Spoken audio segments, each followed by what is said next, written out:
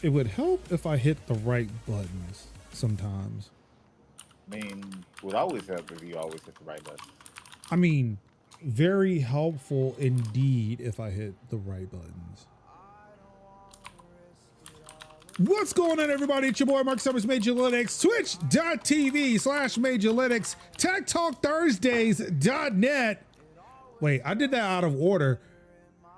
It's another episode of Tech Talk Thursdays, techtalkthursdays.net for October 16th, 2025. Of course, I am joined this week and every week by Kevy Kev. It's your boy Kev in the building.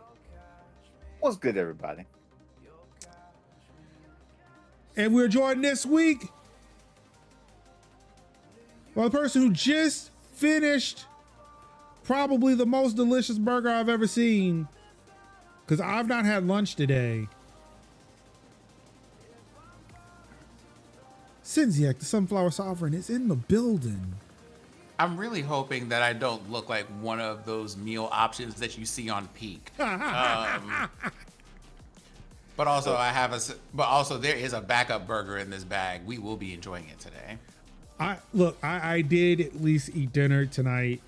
So apparently yesterday shit hit the fan. Today was kind of the fallout from that, a little bit of fallout where I was like, oh man, am I going to have to be at a meeting at noon when I normally take my lunch? Because there's a 1 o'clock meeting where we're supposed to be meeting with a Red Hat engineer, supposed to show us cool new things with Red Hat, which again, for a company selling shit to Israel, bad. But I did discover some dope shit that I can take elsewhere. And I'm like, all right. I'm kind of excited about that. However, I did not have to go to the noon meeting, but I did not find that out until after the noon meeting started. And it's like, shit, I do not have time to go to lunch.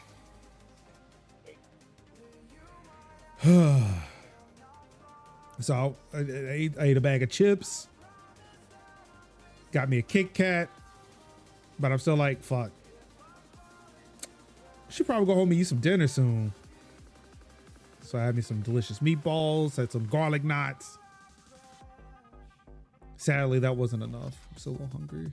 I might go get a protein shake or something, little Glucerna shakes after the show. Or maybe some pop. I'll probably get some popcorn. That's normally what I eat at night.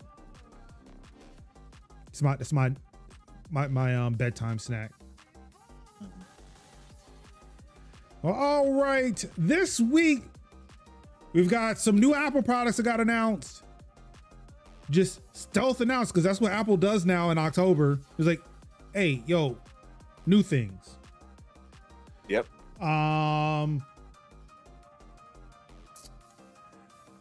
Apparently an army general has fallen in love with an AI. And the unions, the gaming unions, they're organizing and they're pissed. All that and more on this week's episode of Tech Talk Thursday, starting with, we got new MacBook Pros, baby. Yeah, we do. Apple unveiled the new 14-inch MacBook Pro powered by the M5. Wait, actually, this is out of order. Let me put this in order. I'm sorry. First, breaking development. Before we get any further in the episode, we've got Fireplace, Wildfire, whatever the fuck his name is today. In the building, says level up with waffles. Mm-hmm. Mr. Fire, what's up?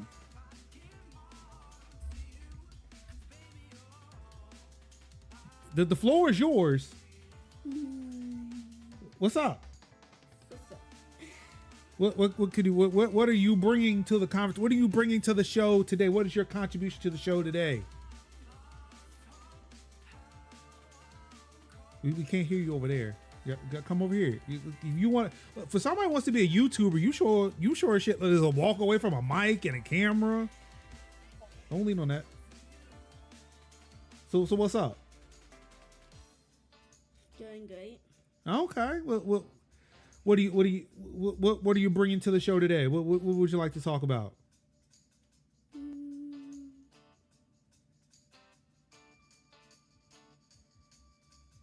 Last Fantasy. Final Fantasy. Yeah. What about Final Fantasy? A game you only heard about yesterday. Yeah, yesterday we were playing Squad Busters. Uh-huh. Yeah, Supercell's newest game. Okay, so what does this have to do with Final Fantasy? It just started off with Final Fantasy. You wanted to start off with Final Fantasy, knowing nothing about it.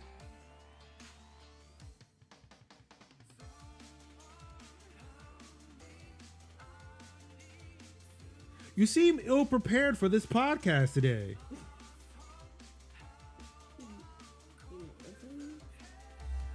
You are not prepared. You didn't do your homework for this podcast. You've come prepared with nothing.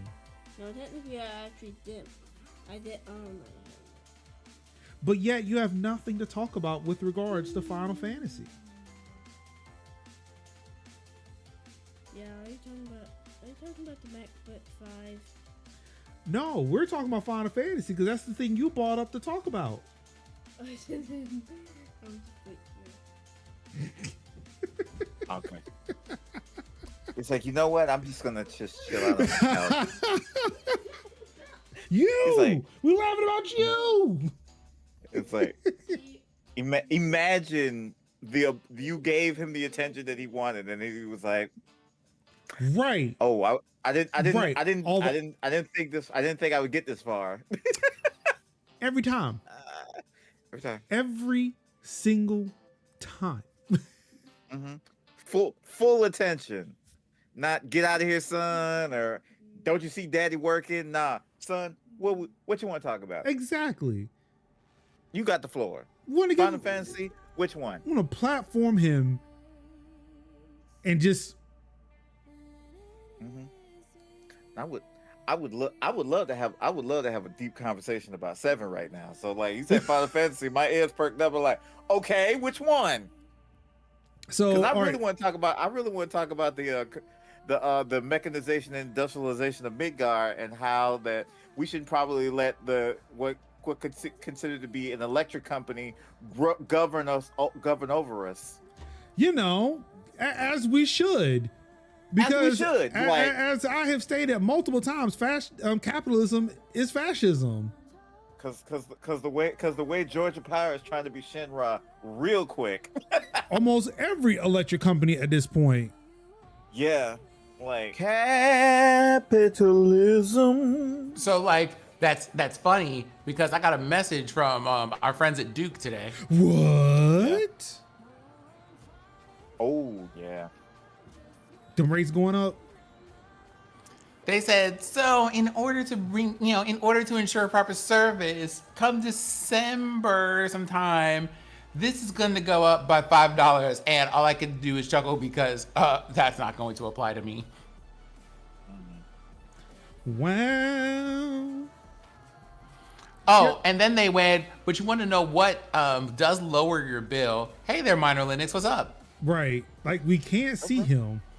Don't run. Right. Don't run. Why are you running? Why are you running? Why are you running? Why are you running? But no, they were just like, hey, did you know that if you link this directly to your bank account, it will give you a discount of $5? And I'm just like, Immediately now. Hard pass. I'm already on auto pay. What are we talking about? Hard pass. Like It's like I don't.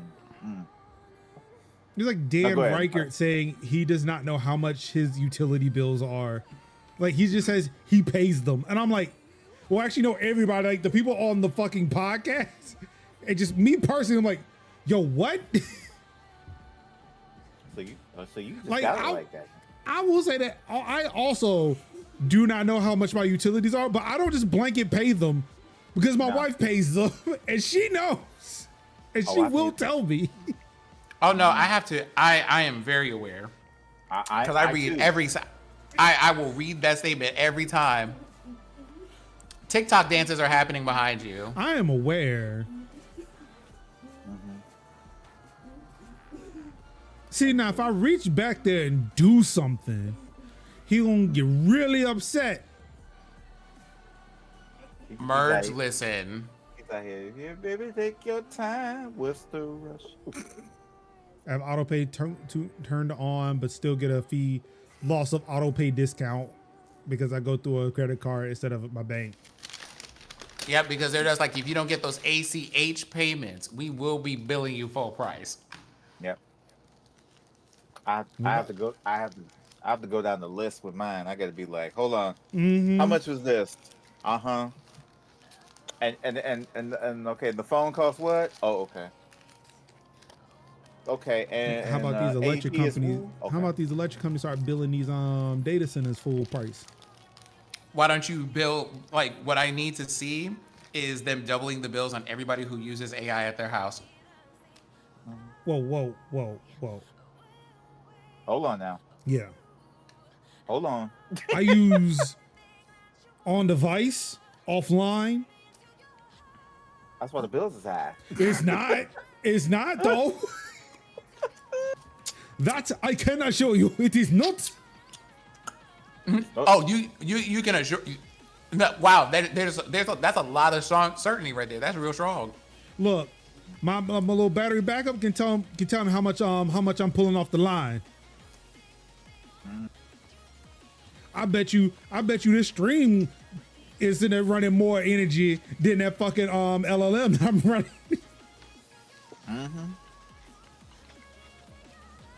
Is that when that shit's in rest? It is in rest.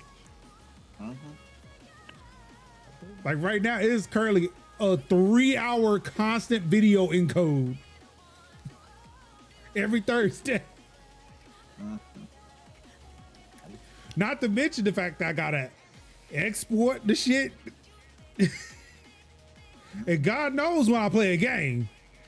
Yeah, I tell you my thing been burning since for them Steam Next Fest because I got to encode every night. I got to code 3 or 4 times a night. Don't come for me and my damn my offline LLMs. Don't you do it. What I'm about to do. Don't come for me. My shit's offline. Offline. Not touching nobody. Not touching nobody's service. Nothing. I'd be like, let me do my little 3 weeks of hard exporting, and then that's it.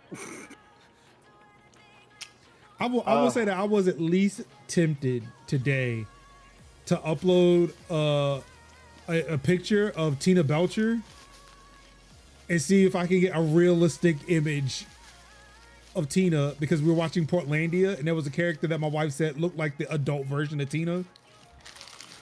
And I wanted to see, like, really, what does that look like? I just want a full live action rendering of Marshmallow, and that's it. Yeah, I'll take that. Yep.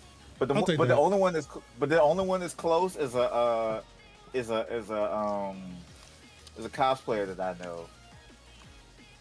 Cause she's really good. She do all up. She do every character in Bob's Burgers. I think I know what you're talking about. She a TikToker. Yeah. Yeah, she used to be on my feed a lot. Yeah. Then everything changed when Israel attacked. Yep. And then it's like I barely see her, and then I seen her other day with like she was dressed as Ruby Rod, and I was like, yes, we've got back to the Fifth Element. Let's go. That's who it is. That's who it is. I saw her. Corbin, she was Corbin Dallas at the beginning of the movie when they were trying to rob him after he won. Yeah. Be like, give me the cash. Give me the cash. Give me the cash. Hurry up. I had to go back and watch the scene again. He's like, yeah, he turned the gun off. He made him turn the gun off. You know what? I need to go watch The Fifth Element again. That shit was kind of funny. Oh, it's amazing. It's amazing though. Give me the cash. All right, well, Wildfire plays Fireplace, Wildfire, Blaze 420 back to does whatever he's doing and get back into the regular part of the show. Yes, regular schedule program. Yes. To start off with, Apple unveils the M5 chip, the next generation of Apple Silicon. That's right, they stealth dropped a new Apple Silicon chip earlier this week. Because why talk about that at an event when you can say, hey, we got a new one. It's this one. This would do. It's this one now. It's this one. Mm-hmm. It's got 5 on it. Messing with that Endo Wii. Let's see, it includes huge GPU gains for AI workloads thanks to neural accelerators. So that's a thing. I imagine they like kind of stealth dropped it because like it does really, I mean, probably compared to like the M4, it's like, all right, bet it does AI better. And no, like we don't want to talk about AI like that because we're Apple. We just look, if you want that, this will do it. It's over there. Just chilling over there. Of course, with the M5 chip, you have to have a couple of products to put it in. So Apple decided they will put it in a new MacBook Pro. This is the 14-inch MacBook Pro, kind of like their base model, like their base model MacBook Pros that just have the chip without the Pro or the Max or anything in it. 3.5 times faster and AI performance than M4, so whatever the fuck that means. I guess it will do the onboard AI a little bit faster. Because of course they're not talking about anything Apple's got, because do they really have anything? Probably again, like it's probably running a lot of like onboard AI stuff. A lot of people are developing with the AI and all like that. So that's probably what it's going towards. I think it starts off at $1,599, $1,600. Yep. And will be available next Wednesday. Nice. Or pre-orders now. Nice. Thank you, Kaden. Also, Apple launches the new iPad Pro with the M5 chip. And the C1X modem. I think the C1X is what's in the I think the iPhone Air. So they got the new, so the C1X is their new cellular modem chip. So that's now in the new iPad Pro. 11 and 13 inches are up for pre-order now, and will be available on the 22nd. Starting at $999. Of course, this again targeting AI workloads and stuff like that.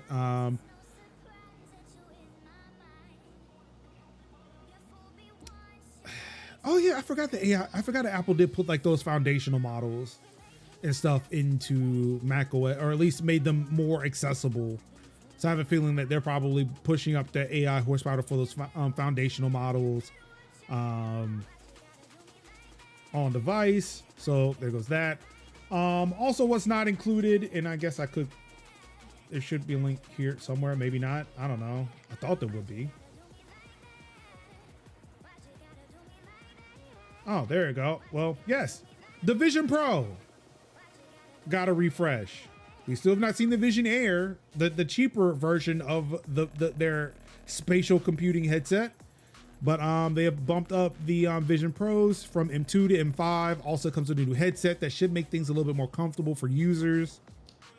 So instead of it just wrapping around the circumference of your head, they actually added a second strap that kind of goes on top of your head, so that way it can kind of support the weight of the device a little bit more, which Why they didn't include that the first time is beyond me.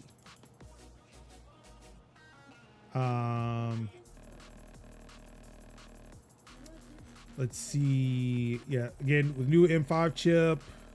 I mean, that's just going to be an overall improvement over the M2 that was currently in it. I don't think that yeah, it doesn't seem like they updated their reality chip. I guess it was what the R1 is.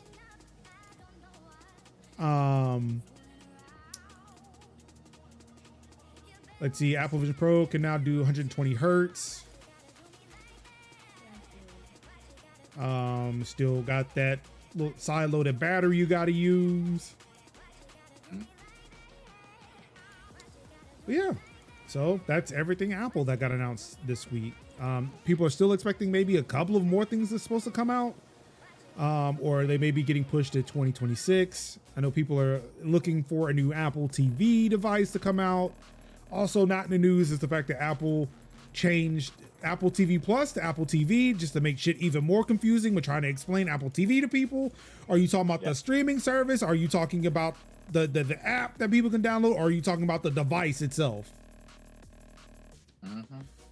It is a whole thing. I thought it was funny when they changed the name because my wife and I were literally talking about that last weekend.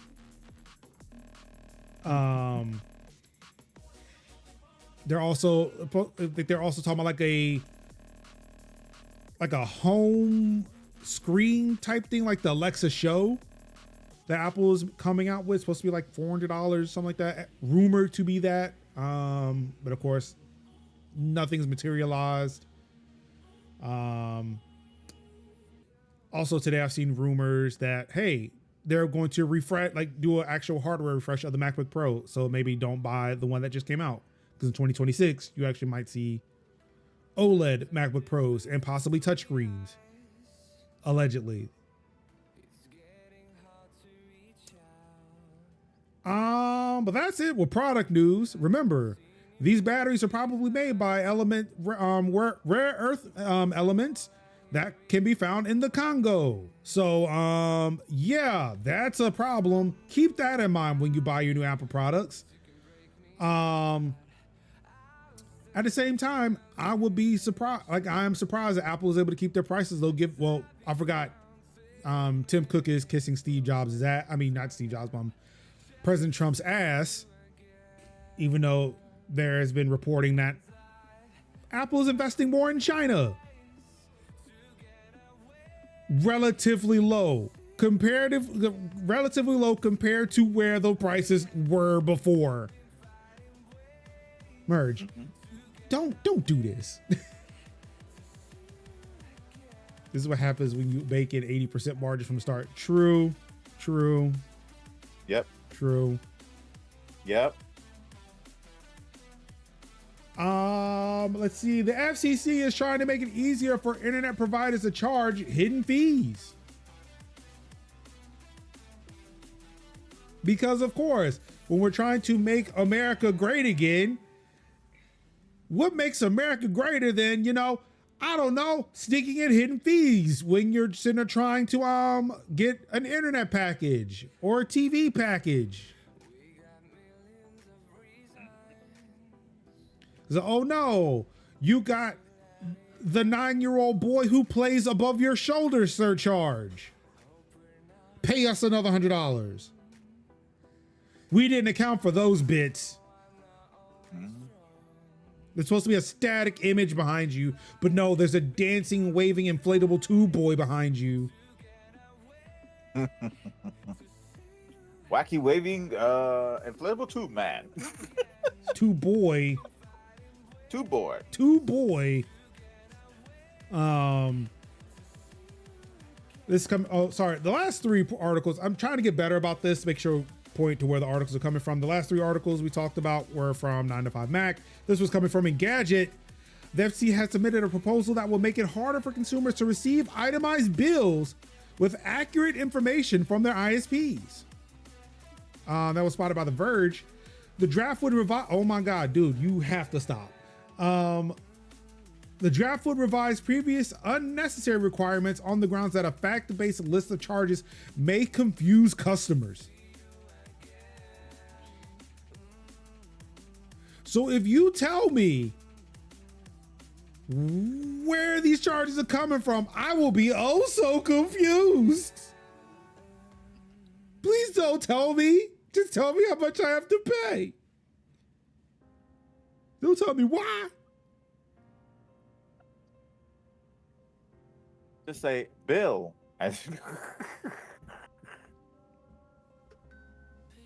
Oh, sorry. This was Outlook this time. Oh, just a reminder. This comes as a response to complaints by ISPs over a Biden-era transparency rule that went into effect back in 2024. Compliance with this rule mandates that ISPs make it easier for consumers to compare prices and avoid hidden fees. This typically comes in the form of something called a nutrition label, which shows speeds, fees, and data allowances for internet plans.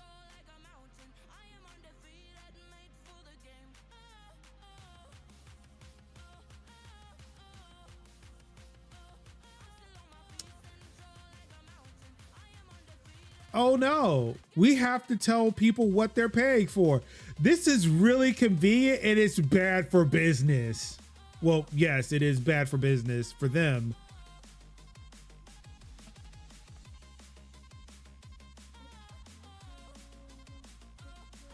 How dare they?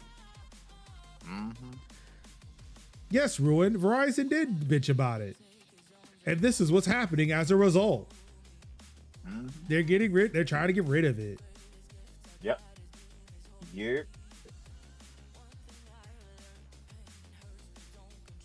Because the last thing I want to hear from my wife is, why are we paying this much in a cell phone bill? The last thing I want to hear is my dad complaining about that shit. Like, y'all don't understand. Growing up in my house, that was all my dad fucking complained about. Like, I could not wait to get from under his plan. Because all he did was complain about that shit. Why am I paying for all these lines? Because you love us? Because you love us and you want to keep in touch with us. Hello?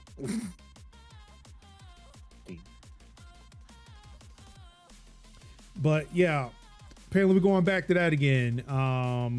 Here we are.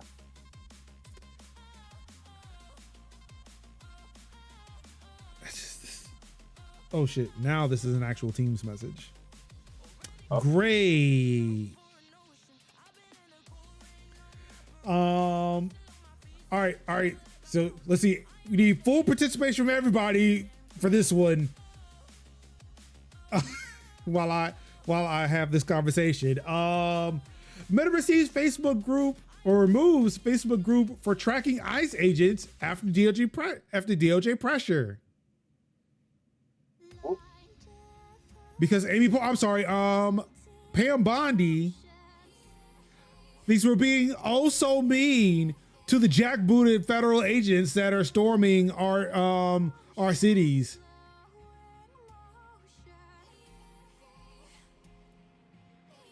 This is also coming from Engadget. Attorney General Pam Bondi posted on Twitter that the Department of Justice contacted Facebook in order to have a group removed that she claimed, quote, was being used to dox and target immigrants or U.S. Immigration and Customs Enforcement agents operating in Chicago. I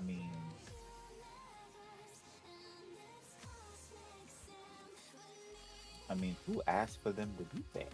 Who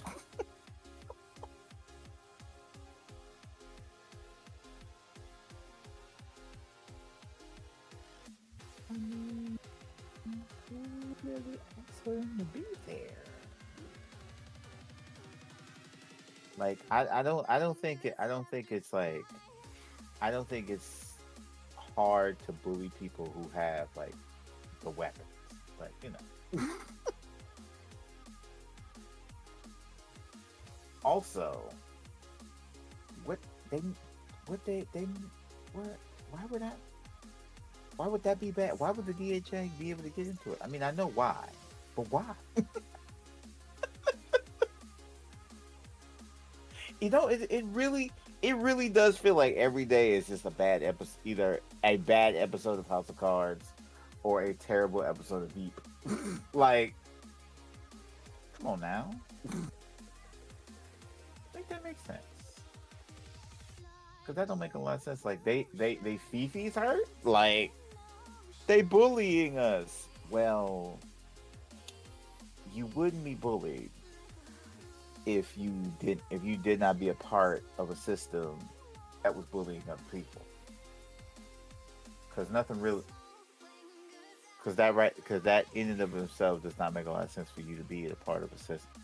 Being part of a system that is not liked, that's not wanted, that's not deemed as necessary, and that's not deemed as efficient. And what happened to them just taking over the bad people? Like, what happened to the gang members?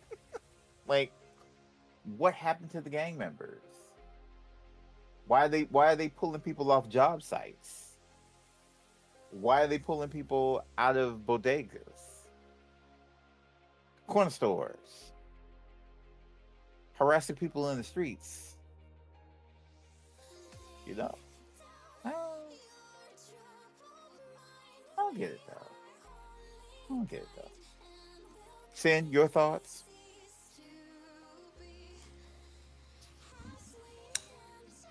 About being mean to people who have decided to just, like, without any kind of credentials, just walk up and kidnap random people in the street and hurting their feelings? Is that what we're asking about? Right. Like you are a part of the DOJ. Like, So my What- entire what would you- thoughts here can be summed up in about 3 words. Woo woo woo.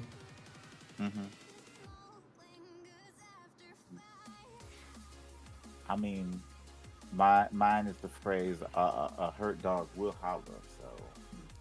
So But I mean, is that the upset thing that they're just like, why are we just being so mean to these people and all this other stuff? Because, you know, once again, professions, these are choices that you made. It's not, you weren't born into that job. You didn't come out the wound with that occupation. You know, like none of that, right? If it were things like you needing to wear glasses or you having like short hair or something like that, maybe, you know, I would be able to empathize. But you're talking about, like, with everything we have going on out here, what you want me to feel bad about is that people are being mean to you and being like boo tomatoes and throwing eggs and stuff. like It's above me. I don't got it. You're gonna have to talk to management. one thing I don't have, like I've developed a phrase like many times when I think of I have empathy, but I don't have sympathy. I have neither. I have neither, neither, nor. I have nan. I am I have sans any of this. like, I'm looking for it, but I don't got it. Like, I'm gonna come into this chose- Inmadeus res here. Yeah, for anybody that's coming and terrorizing people who were just trying to live with dignity. No, I have no fucking sympathy for you. None. Like, I have may none your to give. pillow forever be hot. Thank you. May you forever have a rock in your shoe. No. A Lego. Oh, I'll take that. Look, or just it. Yeah, a Lego forever in your shoe. Yep. Never get that out. Can't get it out. An itch you can't scratch. Yes. Lettuce forever on your teeth. Yep. And a booger forever lodged in your nose. I hope your ice cream always melt, even in the freezer. Okay, thank you. Because that's what ice cream does. No, If I I mean don't- in the freezer. But yeah, in the He freezer. buy- Got you. They, Got you. they buy it. It's wet. It's already. It never stays cold. It's Never. soup. They got to drink it. They got to drink the ice cream every day. Every time. Every time. I don't care where you buy it Also- from. It's Bye, always buddy. it's always melted. Good night. Good night, buddy.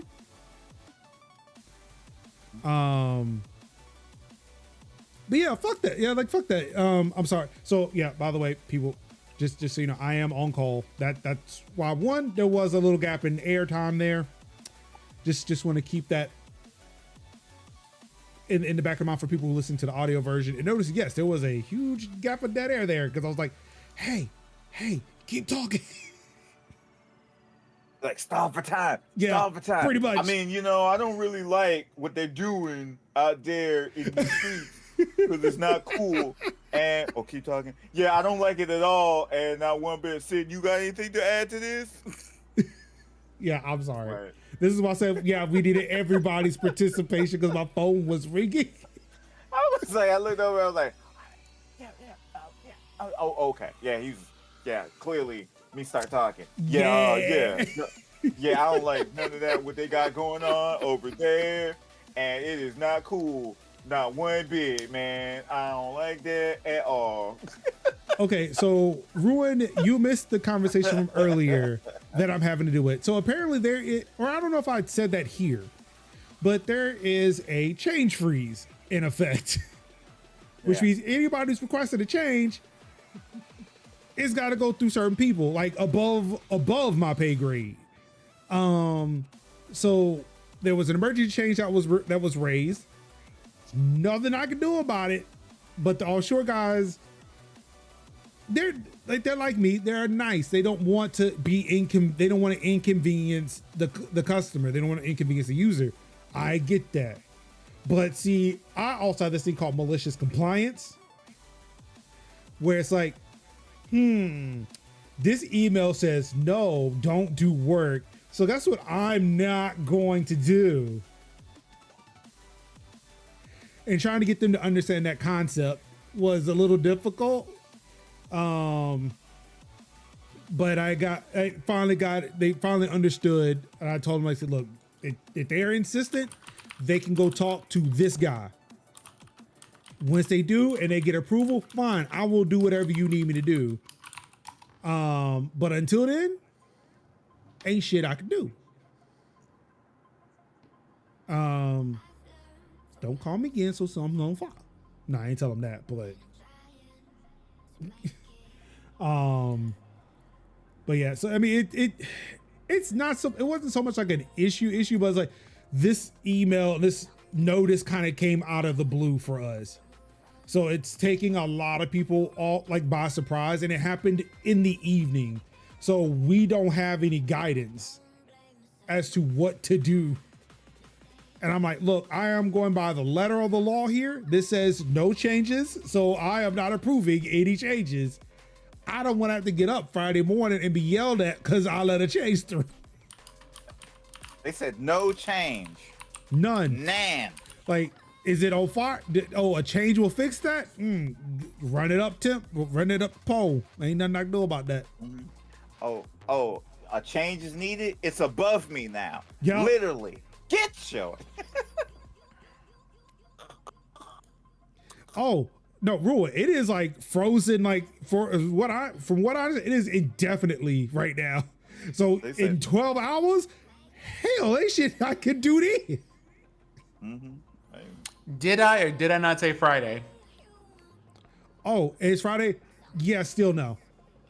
Yep. Not no, but hell no. It is above me. It's above me now. It is between my boss and Jesus. I ain't got nothing. No, not even my boss. My boss's boss and Jesus. It ain't like even my boss can't do shit. I'm thinking about to say that's between my boss and Jesus.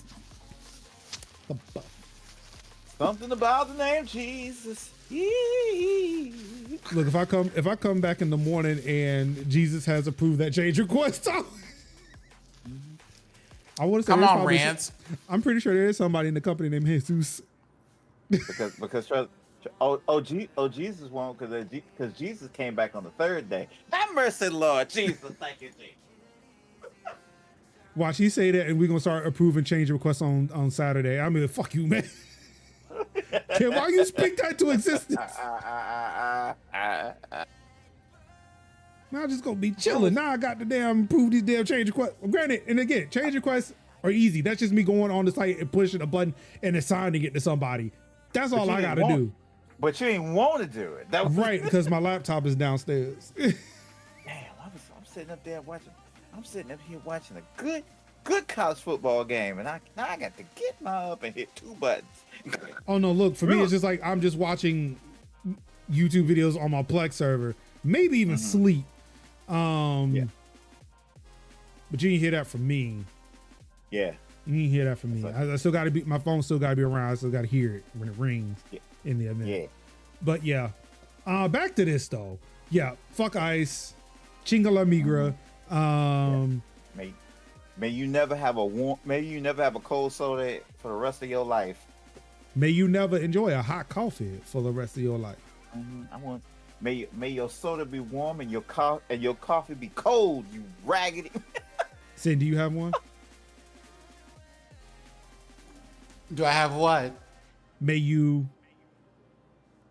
never have.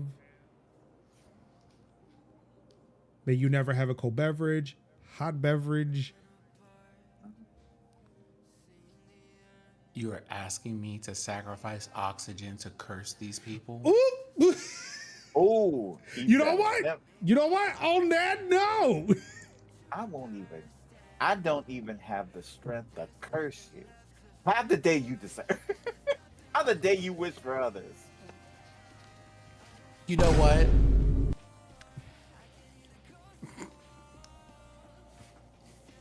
sorry, it takes a while to get these buttons set up.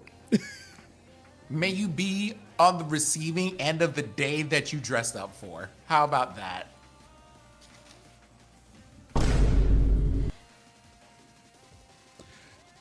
I need a damn button. I need the Craig and Fry. I need the Craig and Smokey Damn. Right now. Damn.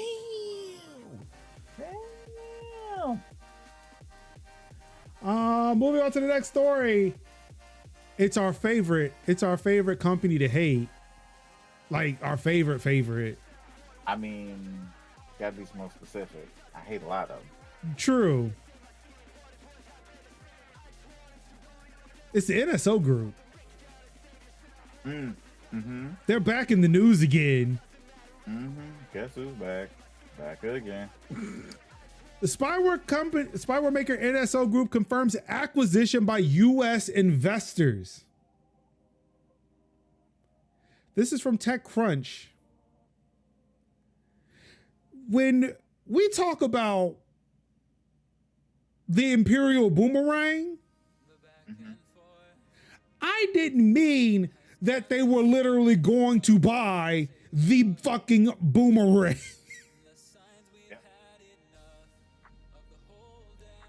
Like, we don't have enough control of this, of the damage we are bringing to the American citizens after it was being tried on the Palestinians. Let us buy the company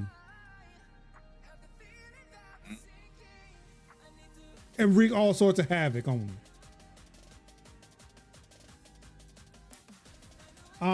Israeli spyware maker NSO Group has confirmed to TechCrunch that a U.S. investment group has acquired the company. Spokesperson told TechCrunch on Friday that, quote, an American investment group has invested tens of millions of dollars in the company and has acquired controlling ownership. Confirmation of the deal came soon after Israeli tech news website Calculus reported Friday that a group led by Hollywood producer Robert Simmons agreed to purchase the surveillance tech maker in a deal valued in the tens of millions of dollars.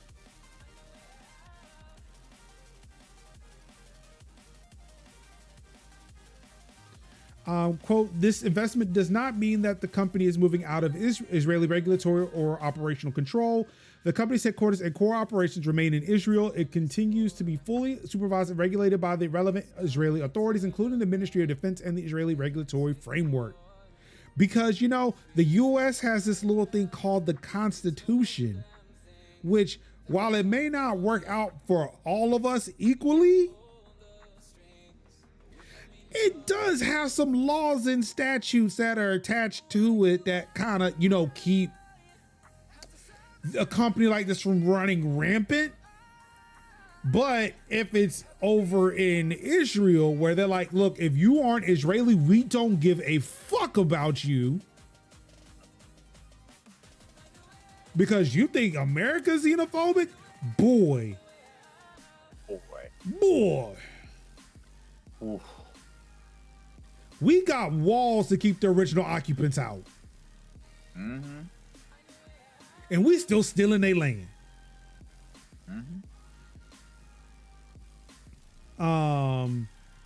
Yeah. Yeah, this is giving this is definitely giving CBS, Paramount, Skydance.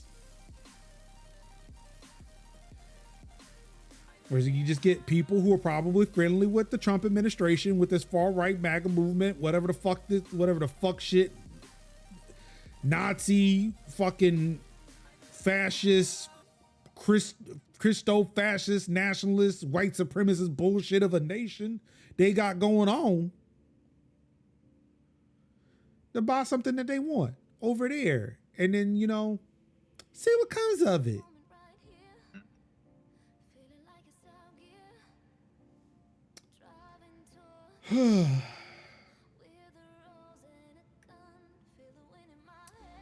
All right. Enough about the NSO group. Let's ready to talk about AI for reals this time. For reals. I'm ready to talk about AI, but probably not in the vein that this article covers. Continue. Ars Technica reports that an Army general says he's using AI to improve decision making.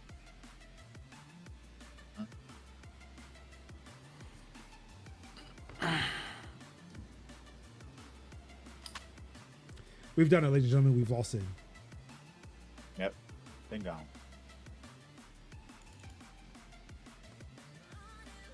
It's gone.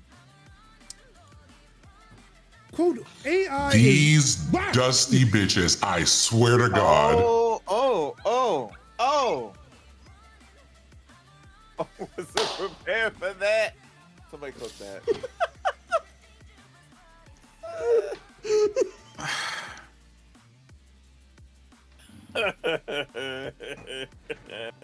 This utter foolishness on this month of terror, excuse the fuck out of me. I am so over it. Oh my God. I was like, God, is that you? Aren't you supposed to be approving change requests right now? Oh wait, that was Jesus. Never mind. Yeah, that was the Lord. Like, it's the Lord.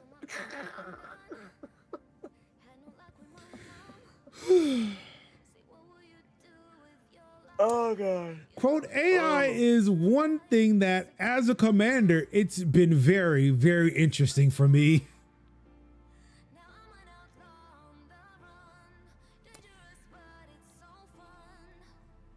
Last month, OpenAI published a usage study showing that nearly 15% of work-related conversations on ChatGPT had to deal with making decisions and solving problems.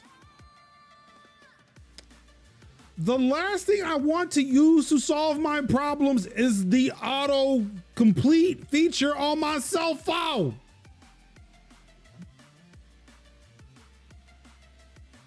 But now comes word that at least one high-level member of the U.S. military is using LLMs for the same purpose. At the Association of the U.S. Army Conference in Washington, D.C. this week, Major General William Hank Taylor reportedly said that, quote, chat and I are really close lately. Oh, he's on a first-name basis with ChatGPT. It's chat.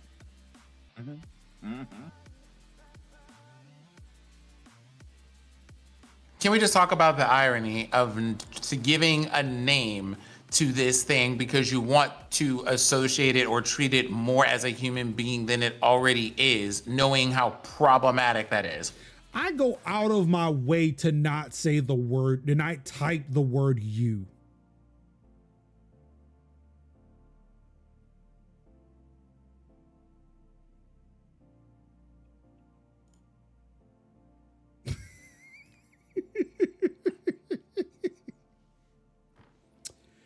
Thank you, Ruin.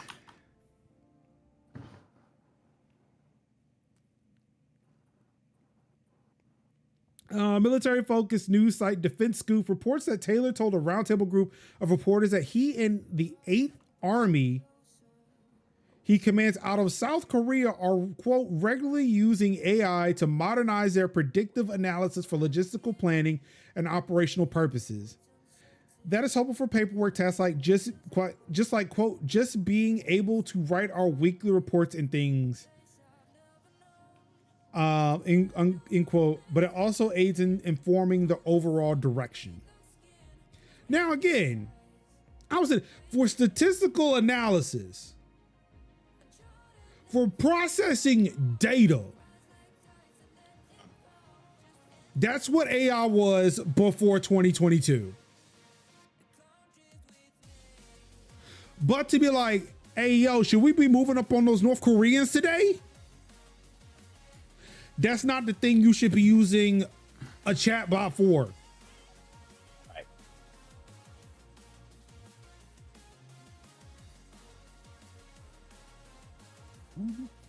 AI was basically like, let me take what you were saying and make it look a little bit, more professional in the way you want to write it. But you still had to write the words. This is like, hey, what do you think? What do you think? This, that, this work. You know what this almost feels like? This almost feels like War Games. Like, this kind of feels like we about to get War Games. This is how we get War Games. Again, like statistical, not like if you were, I can see putting in a whole bunch of data and asking questions of the data. Right. But again, if you just open up like Chat GPT and be like, hey, yo, should we like go north of the 38th parallel? Mm-hmm. Maybe don't. Yeah. Don't do that. Or run risk assessment drills afterwards. Again, machine learning is built to do that task. Yeah. I will give it the risk assessment bit, but again, you've had it ingest the data, Yeah. all the data you collected, and that shit's secure. Mm-hmm. And again, we don't know what AI he's using. He could be using what they're talking about here, the Army Enterprise LLM workspace. I'm sure, because I'm sure, like, I'm sure the military would have their own LLM. I mean, in effect, to like the government, the federal government has contracted OpenAI, Grok, or XAI for naming the companies. Probably Perplexity, or is it Anthropic? Sorry, Perplexity is, I don't fucking know. They're contracting these companies in. And one thing I did not include was like OpenAI and their whole thing of we're trying to get rid of the left-leaning bias in AI. But it's like, I don't know, maybe if all of the no knowledge you stole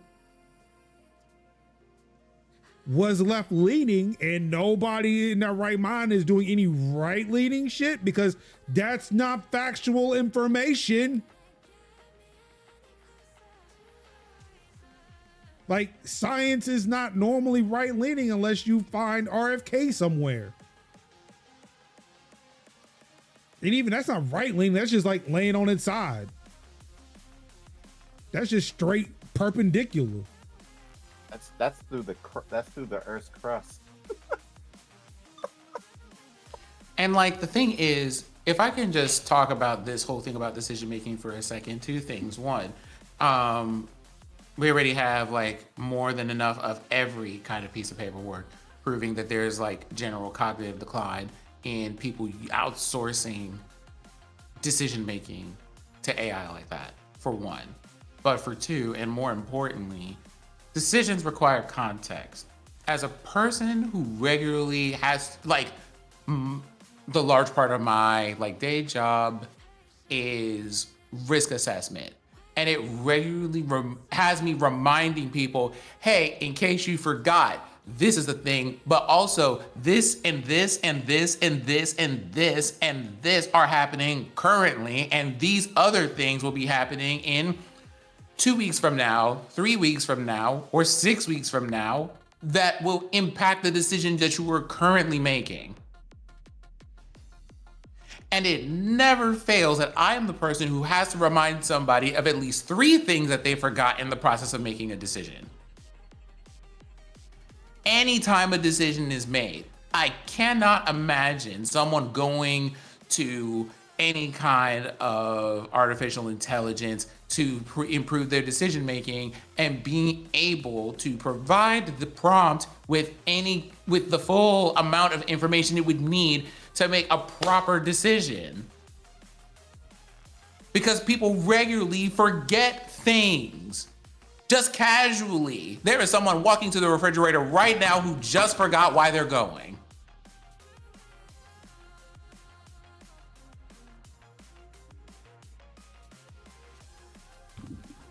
Oh, Ruin, did I say 88? I thought I said 38. My bad. For what reason? Oh, I mean, that's where the DMZ between North and South Korea is. Yeah. I know shit about Korea. But it's just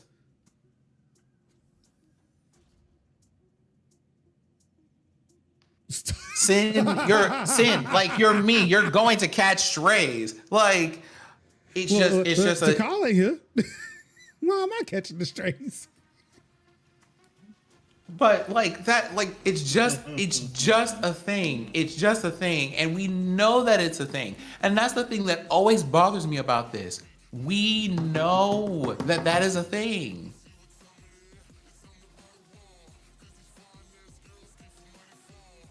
Oh, wait. Oh, I see what's happening.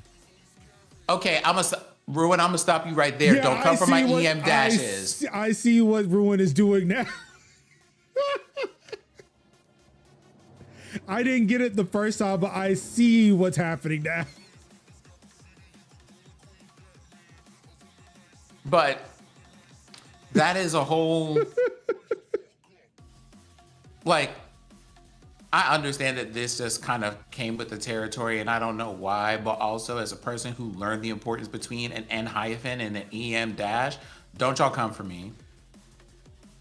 I had to learn how to alt code those things on purpose so that I would have to have them, so that I had them when I needed to have them. Wait, is this an M dash right here? Huh? I feel like there's an M dash. There's M dashes all over this article. I mean, there's M dashes all over this article, but I'm saying that as a person who learned how to properly use them for the punctuation they're meant for, all code 0151, by the way, because I have to manually type those whenever I want to use them. So in this article, are they using it correctly? I don't know because I can't read it. Oh, I thought you had it pulled up on your end. I did not. I'm looking at chat at the moment. Ruin has like posted something with M dashes. Yes. I want to know what the prompt you asked it was. What was the prompt? Because I said a thing and then you clearly typed in some responses from ChatGPT. Oh, should we go north of the 38th parallel? So we got that one going on. The other thing, just as a general statement about this, is once again, it feels like it just stepped into the place that crypto used to occupy, with people being like, this is the coolest thing ever, and we have to do it. And I'm just like, I'm also tired. If you don't want to make decisions, then stop being in jobs where you have to make them. Mostly, this is addressed to CEOs who are demanding that we have to use this. If you don't feel like making decisions anymore, then stop making them. So I'm gonna take a step there, and we're gonna pause it right there. I think for a lot of shit that's going on, because again, remember, I have made known my stance on this shit, right? And yeah, I've said it plenty of times while on this show. Like, look, for crunching numbers, for analyzing data and getting information from that data, AI has been doing that since before ChatGPT burst onto the scenes with LLMs. If anything, the LLM part of this has kind of made it a little bit easier for the bot to understand what you're asking and give you something that's somewhat coherent. The issue is with it not analyzing any data and just coming up with shit out of alleged thin air. That's the problem. That's what I do not use generative AI for. Like at that point, that is generative. It did not exist before.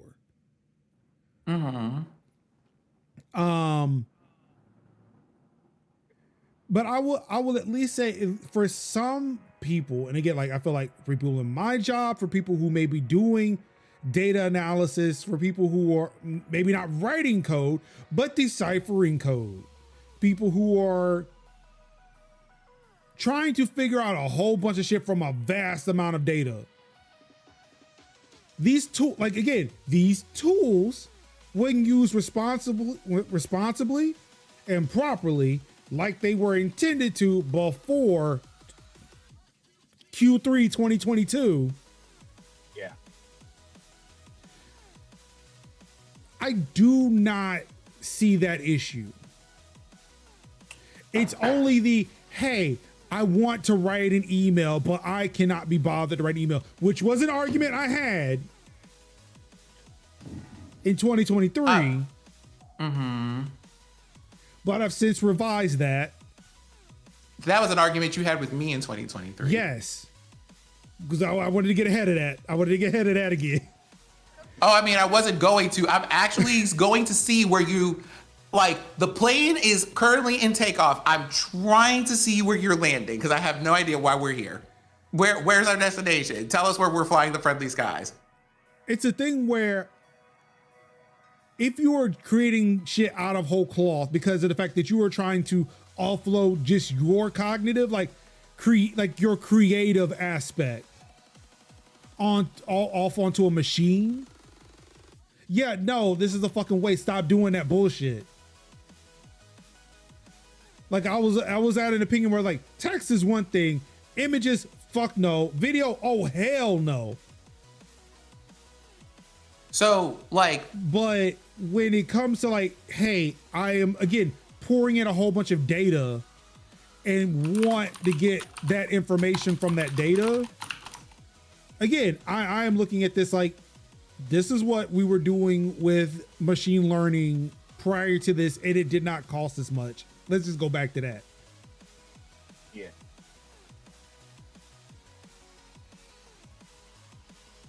So, okay. So just so I'm like, before I respond, just so I understand, there was the thing that you said here. Why are we making that point though? Huh?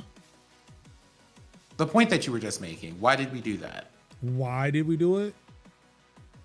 Again, to further clarify my stance on the issue, I guess. I feel like I might have been going somewhere else, but I lost it. Okay, like that is the thing I was trying to like figure out here. Mostly because it's like the things that you are said here aren't things I think that we're opposed to. As a matter of fact, I think in a lot of ways. I remember what my point was now. Okay. It's still that blanket, oh, we don't want AI in anything. And it's like, but y'all have had it. But y'all had it before. As a blanket statement, herein is a problem I'm currently having with a lot of issues, AI and otherwise, right? When we talk about it. When I go, hey, this stuff doesn't need to be in the places and things. This comes from a standpoint of, I know that we both just heard this man say the thing that he said, or we both just read the article where they wrote the words, or we both just saw the commercial where they said the things. If I tell you we don't need to have AI in this shit, like there is an immediately addressable thing that's pointed to because we just saw it, right? It's like a shared experience. I didn't come out of the house under a vacuum and been like just fuck AI. It was, hey, here's a description of this article where this person is talking about outsourcing geopolitical changes and asking ChatGPT how to do those. And I'm just like, absolutely fucking not. Right. For us, given this context, this specific context, yes, I agree. Which you do in every single episode of this show. Yes. What I am saying is like when you talk about like you don't come out in a vacuum, like you just like spring forth from your bed and say fuck AI. Some days I do, but that usually has reasons. Yes, there is context behind it. But I feel like there are a lot of people who are online. Like, again, a lot of this online discourse is spring out of bed and fuck AI. When it's like, I feel like for fairness there, that makes sense when the context in which it is brought up, generally speaking, is, hey, we have taken the things that are usually given as jobs to people in a creative job and went, hey, we're going to use AI to do that. We're going to use that to design card backgrounds and like book covers and video game sprites. And in a dead ass, I could not make this up. Hey, I decided to ask,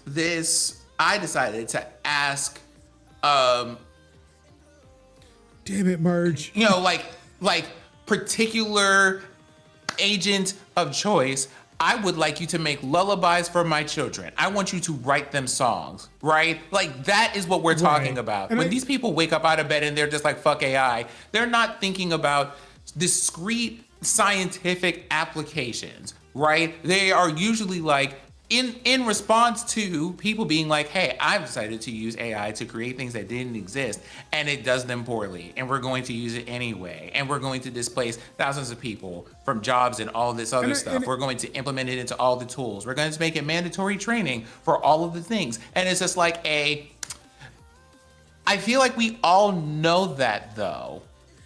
And I think what it is, so like, let me take this back. It was only, again, in this moment did I realize that I am also just a person looking at a screen and people screaming it without that context. And it could just, like, again, and neurodivergent brain here, when I read text, I take it at face value. Not reading more into it. Oh, wait, there may be a reason why. So I'm about 2 keystrokes in from not all AI, which again, I know was a terrible take because when you start saying not all in anything, yeah, you are probably on the wrong side of the argument. Yeah.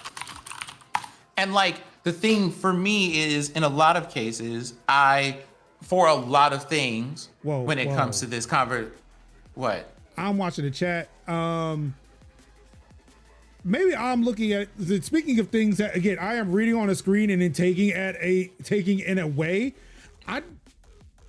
I'm wondering if you and I interpreted Merge's statement the same way. I mean, there are some people who want to spring out of bed and, well. Yeah. Oh, Merge. As an immediate quote. Merge. Yes. They're really truly times. Oh, let me see. I mean, the thing is that has already happened. A person got married to their like Love Plus character. Like, in case we forgot, we covered that article. Yeah. Also, the one thing I did not include is in the future, in the not so distant future, OpenAI is opening their chatbots to erotica. So like the thing is, like, using places like fan fiction sites to have them create stories and things. It's just a lot, right? But just a general thing. When I talk to people, there is an amount of frustration that I experience on a recurring basis because I talk to people. And when I make a statement to them, it is a requirement so often, and it's hard.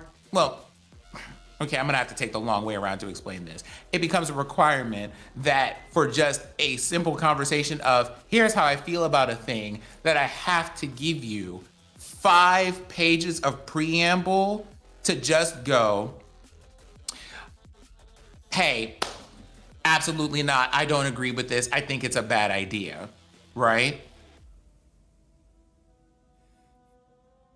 But it's with people who live in the world that I do, generally speaking, and for at least in most cases, are aware of the context that that statement comes from, or at least are aware enough of how to ask a question if they're not clear about where I'm coming from or why. So it's the, how do you feel about how do you feel about current social issues, or how do you feel about events and things? And I'm like, I kind of think Adobe is I think Adobe is a shitty company. Oh, well, why do you think that? Well, this and this and this. Okay, well, let me give you a 5-page preamble of what I think about corporations and like how they should be behaving and treated and all this other stuff. Or what do you think about this person? Well, let me give you 5 pages of preamble about how I think humans should interact with other humans and honor dignity and decency and all of those things, most of which they're not doing clearly, or any of that. And there's at some point where, between dealing with people who get online, I'm gonna borrow a page from Sister Morrison's book here. That's Toni Morrison, for those of you who read. There's a very difficult line to draw between people who ask me to qualify the statements that I make because they are interested in doing things for the points and for the memes and wasting my time and energy and emotion trying to get me like involved overly so, and trying to just be like, maybe if I pour out enough understanding and information, you're going to get it, and then you'll change your mind when they never had the intention to. And people who genuinely need the explanation for one reason or another. And those lines, the longer I interact with people, especially in online spaces, gets harder and harder to draw. And at some point, it just turns into me looking at people like this. Now, I know y'all saw the same damn thing on the television or in the news or at the gas station or at the grocery store. What are you asking me this question for? And unfortunately, that's starting to spill over even into discussions with people that I care about, because it is so much to just have to like feel like I have to qualify everything when I say it, because if I don't give you the most narrow, and I'm not saying you, Major, specifically, if I don't give you generally the most narrow possible description that I can for something, there is going to be someone who goes, well, what about this? And even if I do give you that, there is still a more than 0% chance that you're going to go, okay, but I still don't agree with it for some other reason, and you decided to throw out everything I just said. It's the pancakes and waffles argument all over again. Pancakes and waffles or apples and oranges or any two things that are like not even remotely related. It's just exhausting. I'll bring it up because of the Blue Sky conversation from last week.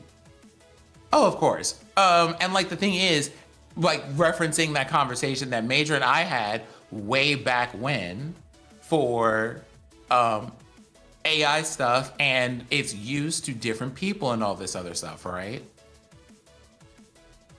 I also had the conversation of, I am aware that there are a bunch of things that we have had that if we define AI as, here is a thing that we have created that has the ability to analyze the input that we give it, and then come up with small things that optimize stuff, questions to ask to improve your experience. Grammarly exists. You know, spell check exists, giving you wavy lines or blue lines or suggesting different words, punctuation, all of that other stuff. It's existed forever, right?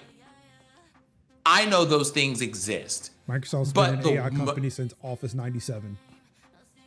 Like Clippy has been right there for the whole ride, right? What?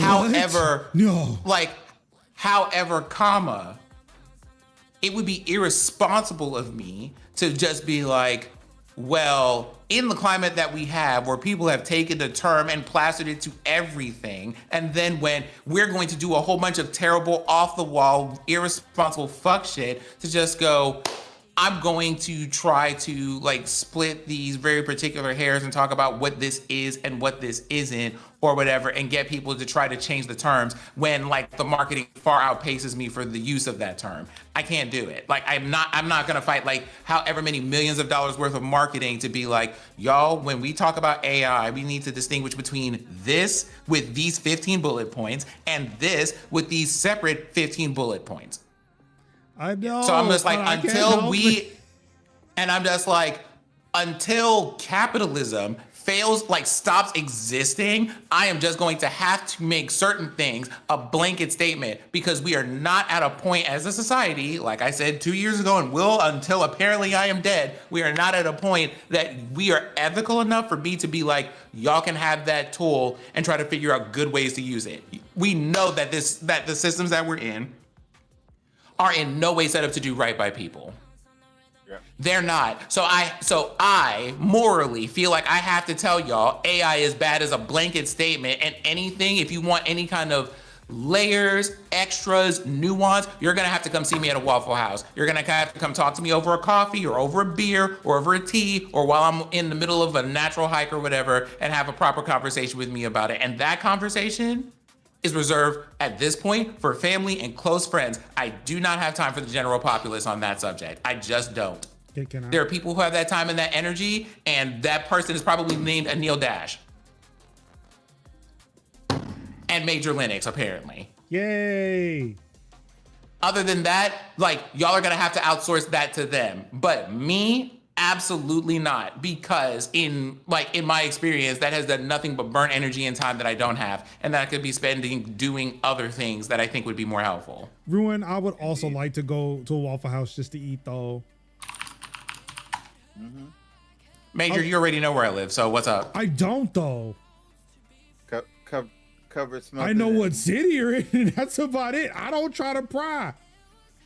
Smothered and covered. Let's go. And I'm pretty sure, yes, you gave me an address at one point. I don't remember what it is.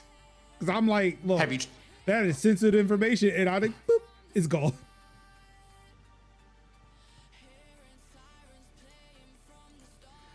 Look, I try to respect people's privacy.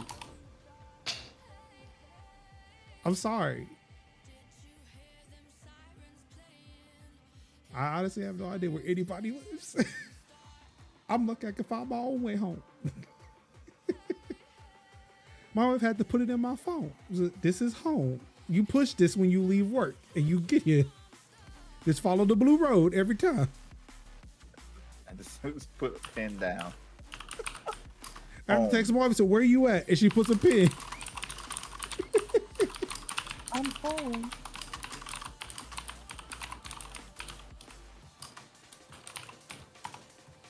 If Veggie didn't always say his name, I would probably forget it since I normally stick to your online name.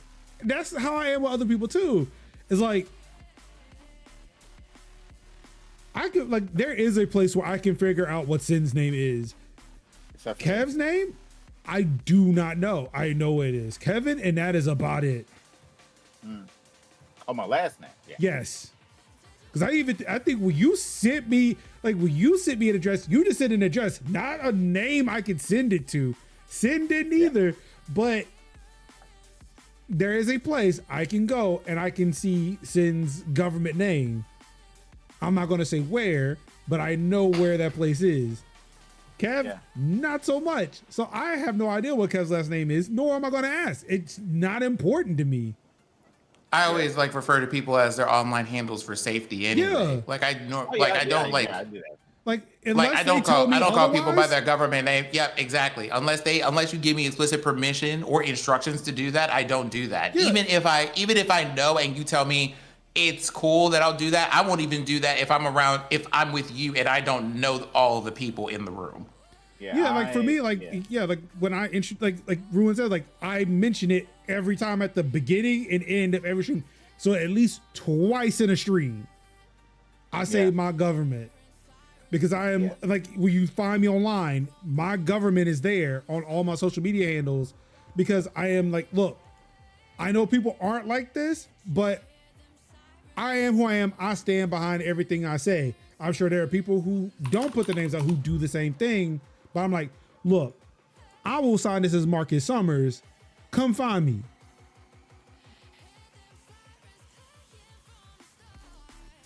Like, you consider Google Major Linux and my government will show up.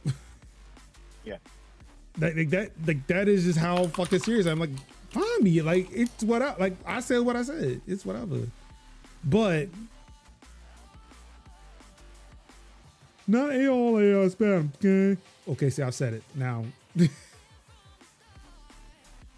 But yeah, I'm just saying, look, don't, if you're planning on,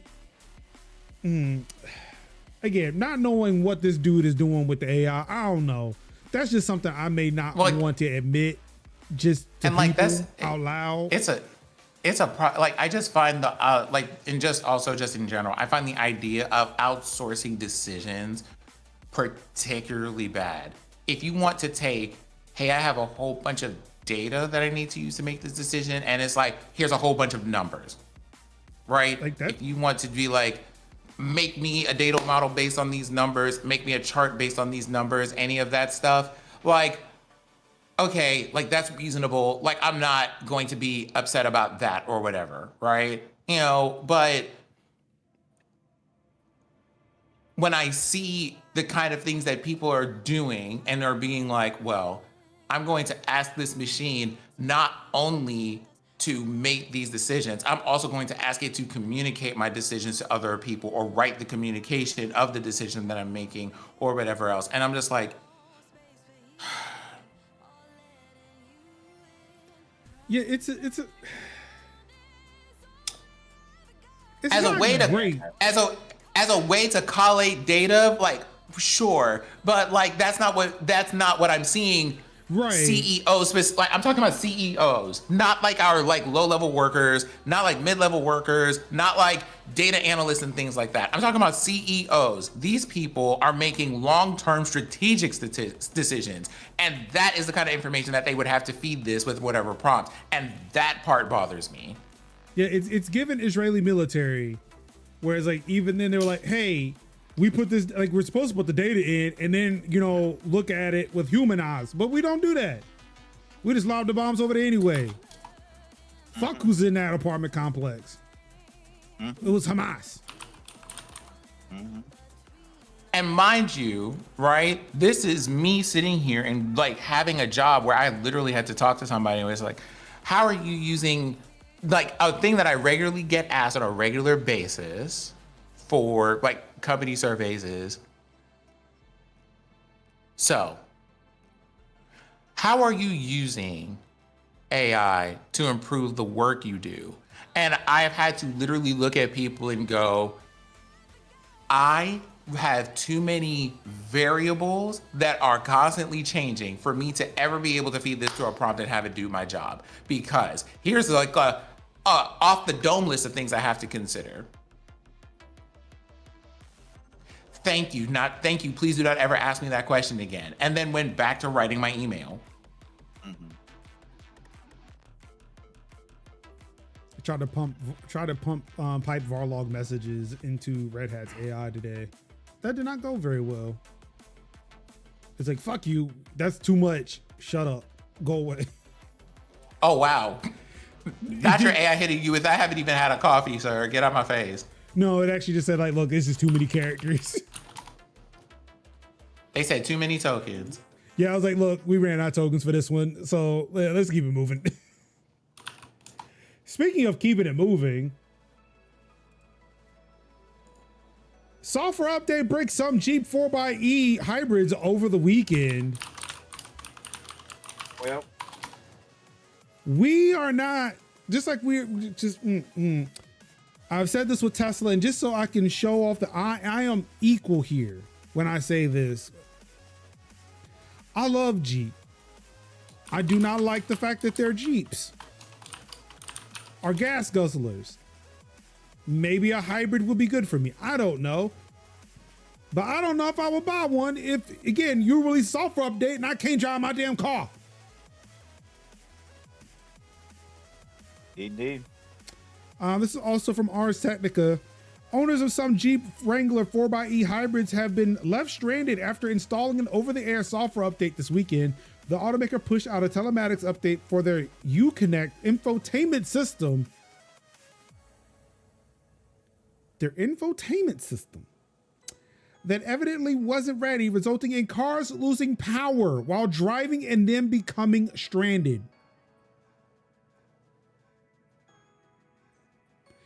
Why is the infotainment system affecting the fucking drivetrain of my fucking vehicle?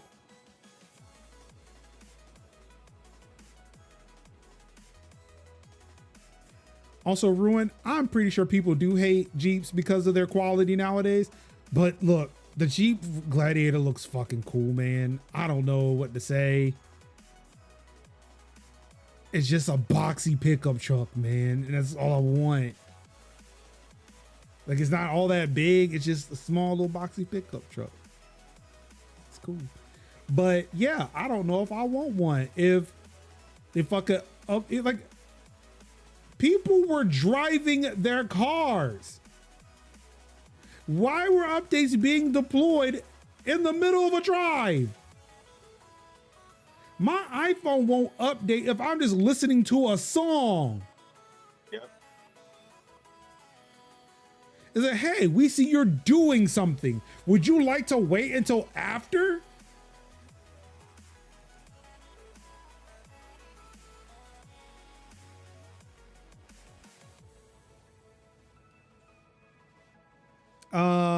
Stranded Jeep owners have been detailing their experiences in forum and Reddit posts as well as YouTube.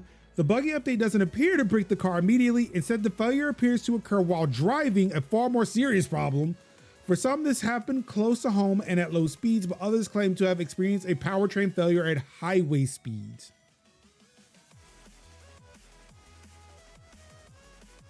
Okay.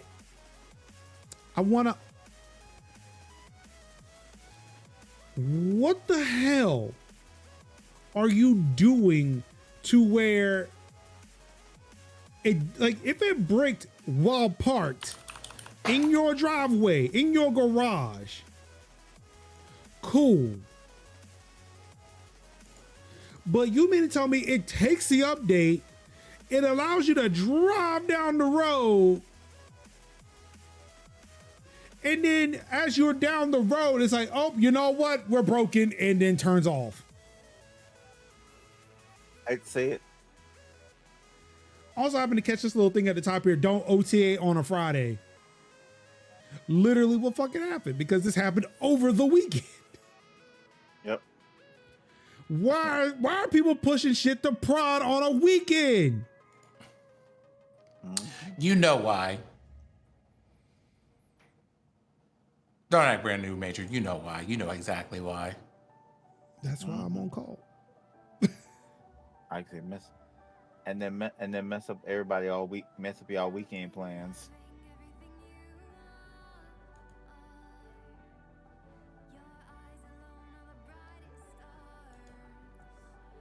What the fuck, bro? Like,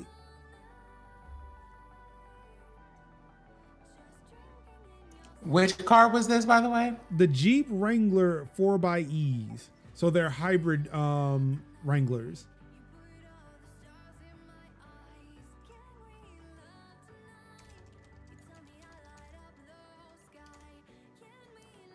I'm just saying, technology where technology makes sense.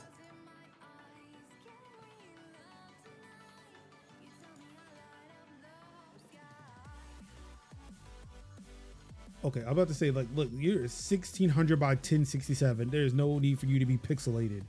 But yes, like this blue Wrangler right here.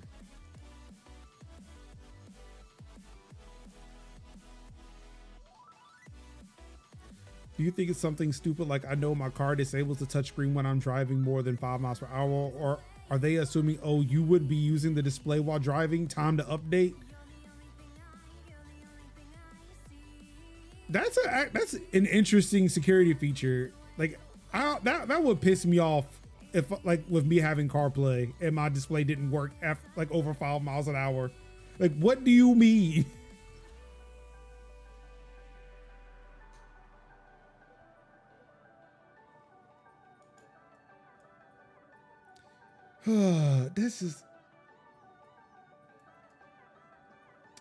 For the security conscious out there, Graphene OS will drop Google Pixel exclusivity with major Snapdragon powered devices coming soon.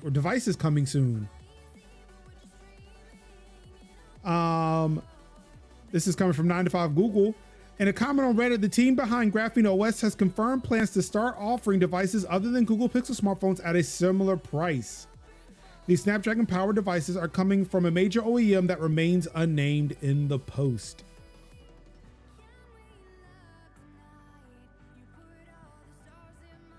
So we still don't know what the device is, but it seems like they're being tied to a device. So I'm wondering if they're working with the manufacturer to make sure that they can install Graphene OS. I wouldn't be surprised if like they would sell the phone with Graphene OS installed on it already. Like 95 Google speculates that it could be OnePlus, but started off its history with Cyanogen as its OS.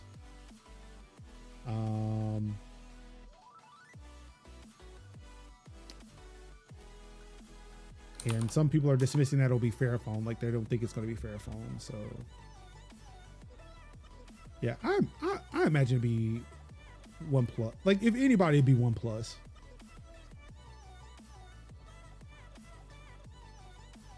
Or maybe nothing.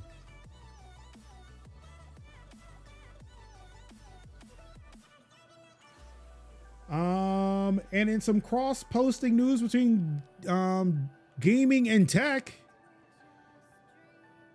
Discord said that, hey, nobody was hacked.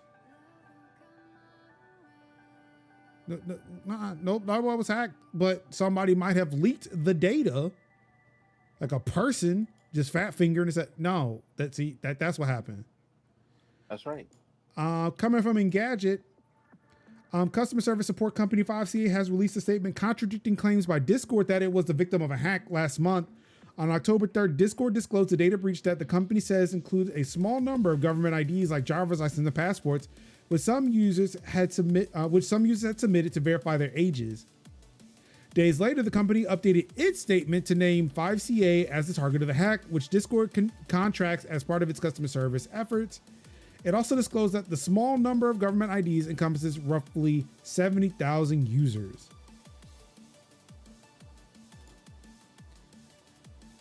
Quote, we are aware of media reports naming 5CA as the cause of the data breach involving one of our clients. Contrary to these reports, we can confirm that none of 5CA's systems were involved, and 5CA has not handled any government-issued IDs for this client. All our platforms and systems remain secure, and client data continues to be protected under the strict data protection and security protocols. End quote. The company goes on to explicitly state that, quote, the incident occurred outside of our systems and that 5CA was not hacked, end quote.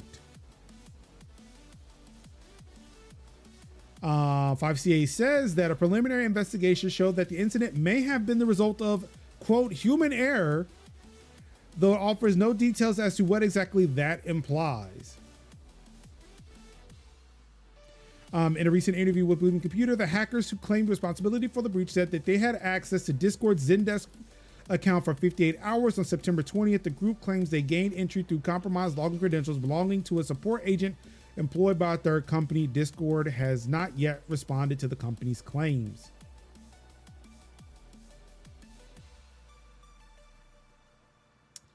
So I don't know. I mean, if the hacker statement is correct, it does seem like, hey, we got access through the third party and got access to Discord data. Now, whether or not somebody got hacked for it is another thing entirely. Like nobody broke in, just somebody stole the keys and walked in.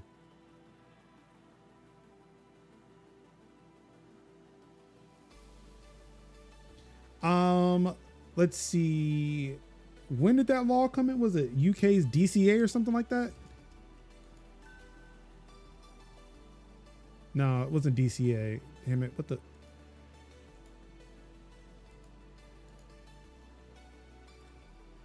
It's probably not DSA. I'm probably thinking about something else. Nope.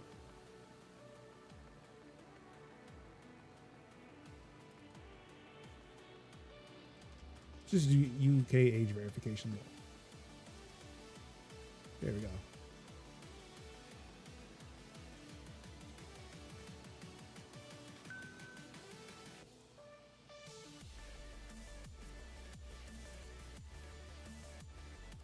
What was it? DEA or OSA? I don't know.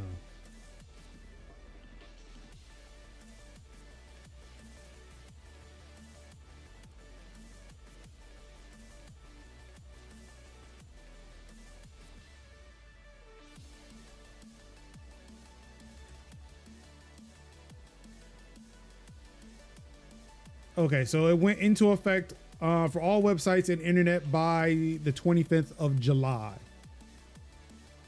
So we're looking at 2.5 months.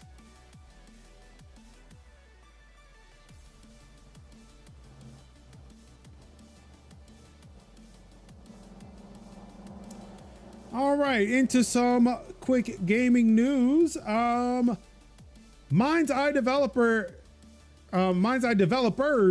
signed damning open letter against studio execs over long-standing disrespect and mistreatment following game's disastrous launch. Ooh, child, that was hot. Developer, and this is coming from Eurogamer. Developers on the ill-fated action game Mind's Eye have signed an open letter to developer Build a Rocket Boys. Executive leadership citing long-standing disrespect and mistreatment of staff. The letter has been signed by 93 current and former employees of Build a Rocket Boy, along with the game workers branch of the Independent Workers of Great Britain Union. Following its disastrous launch earlier this year, the studio confirmed the redundancy process had begun. In the open letter, employees claim an estimated 250 to 300 workers across the company have now lost their livelihoods.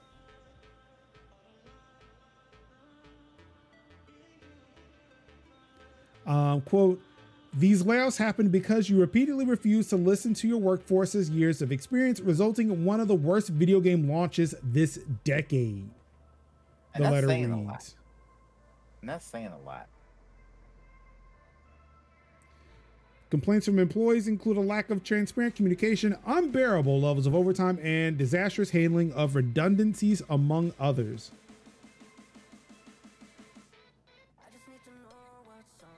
Quote, the information has been sparse and vague, with you often making radical changes to the way we worked with little or no input from those affected.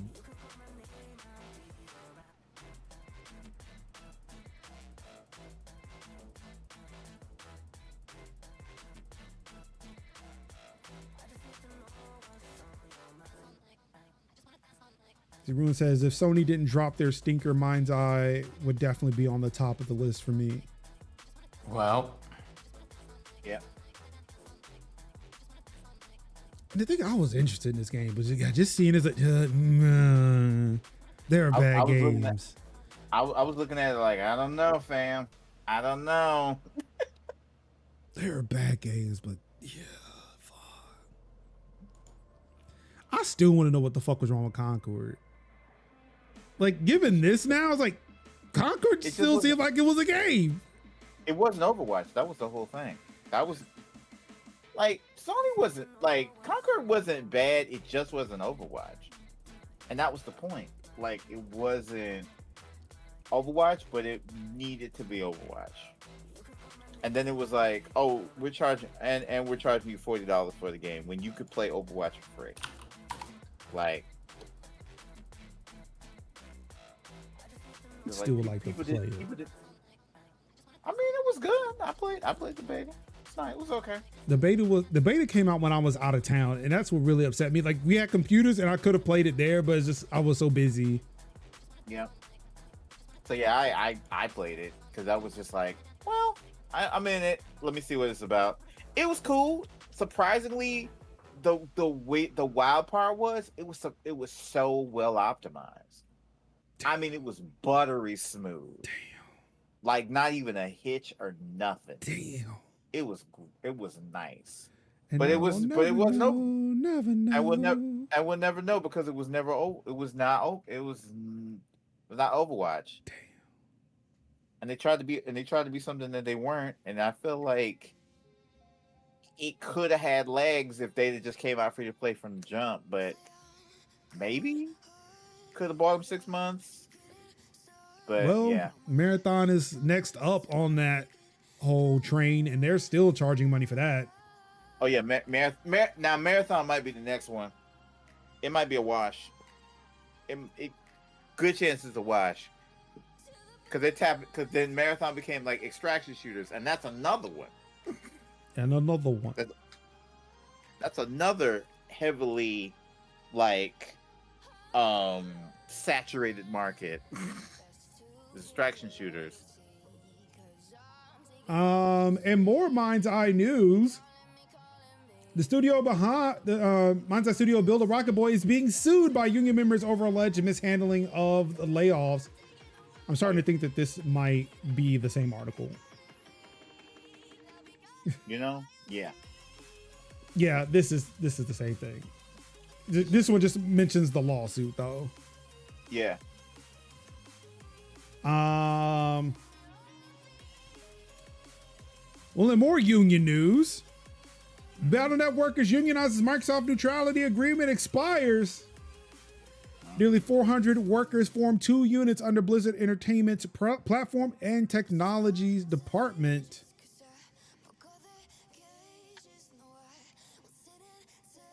This is coming from aftermath.site. Let's see, Microsoft has recognized the units after workers voted by signing union authorization cards and voting through an online portal. The platform and technology workers squeezed in their vote ahead of their expiration of Microsoft and CWA's neutrality agreement this week, which was signed in 2022, when Microsoft was looking to finalize its $68.7 billion acquisition of Activision Blizzard. The neutrality agreement gave game workers at the company a more streamlined process for unionizing and meant that the voting units under Microsoft did not have to go through the NLRB or National Labor Relations Board's process, making things quicker.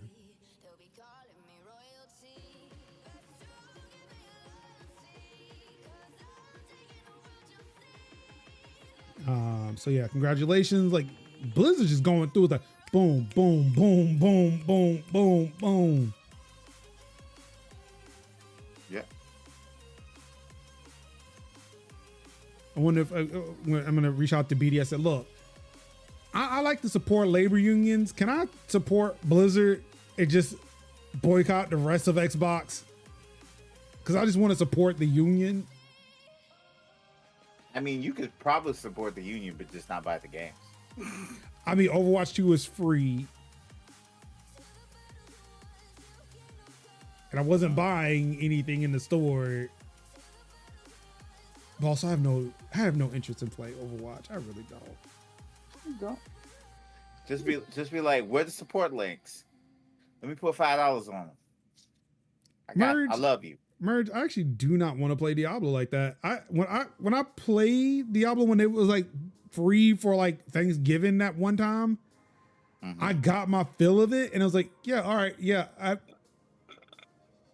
I get it. And then just didn't play it anymore. It was like three broke me because I was really big up on 2. But then was like 3 and all that shenanigans broke me because I bought all that. I bought all the stuff, but 3 broke me, and I was like, and then I had zero faith in like 4, even though I was like, oh, cool, Lilith. And then it was like, nah, I think I'm good. Plus, I had fallen in love between the span of like 2 and 3. I had fell in love with like Torchlight and Torchlight 2. Until Torchlight 3 broke my heart, and then I've just been like waiting to decide if I want to jump in that path of exile. Although V Rising is actually pretty nice, but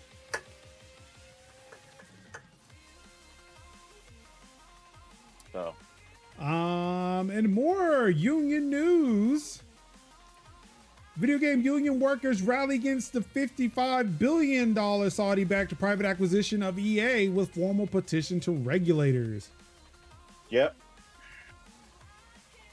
This is again coming from Eurogamer. EA employees and the Communication Workers of America union have issued a statement against the proposed private acquisition of the company, claiming they were not represented in the negotiations and any jobs lost as a result would be, quote, be a choice, not a necessity, made to pad investors' pockets.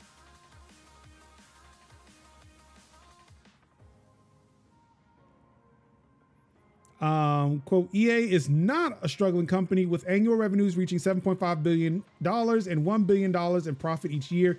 EA is one of the largest video game developers and publishers in the world. Yet we, the very people who will be jeopardized as a result of this deal, were not represented at all when this buyout was negotiated or discussed.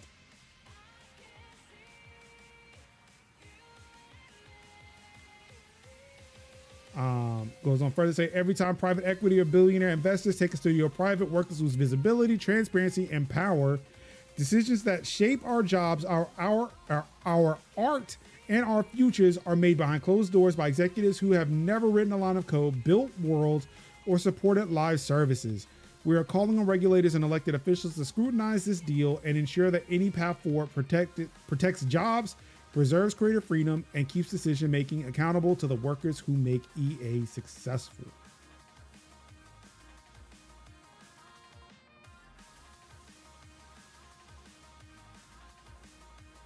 Again, this is what organizing is. This is what it does. It allows you to have a collective voice against those who are in charge, who are in power, to make sure, like, look, they have to take you seriously. Because again, without these workers, EA is shit.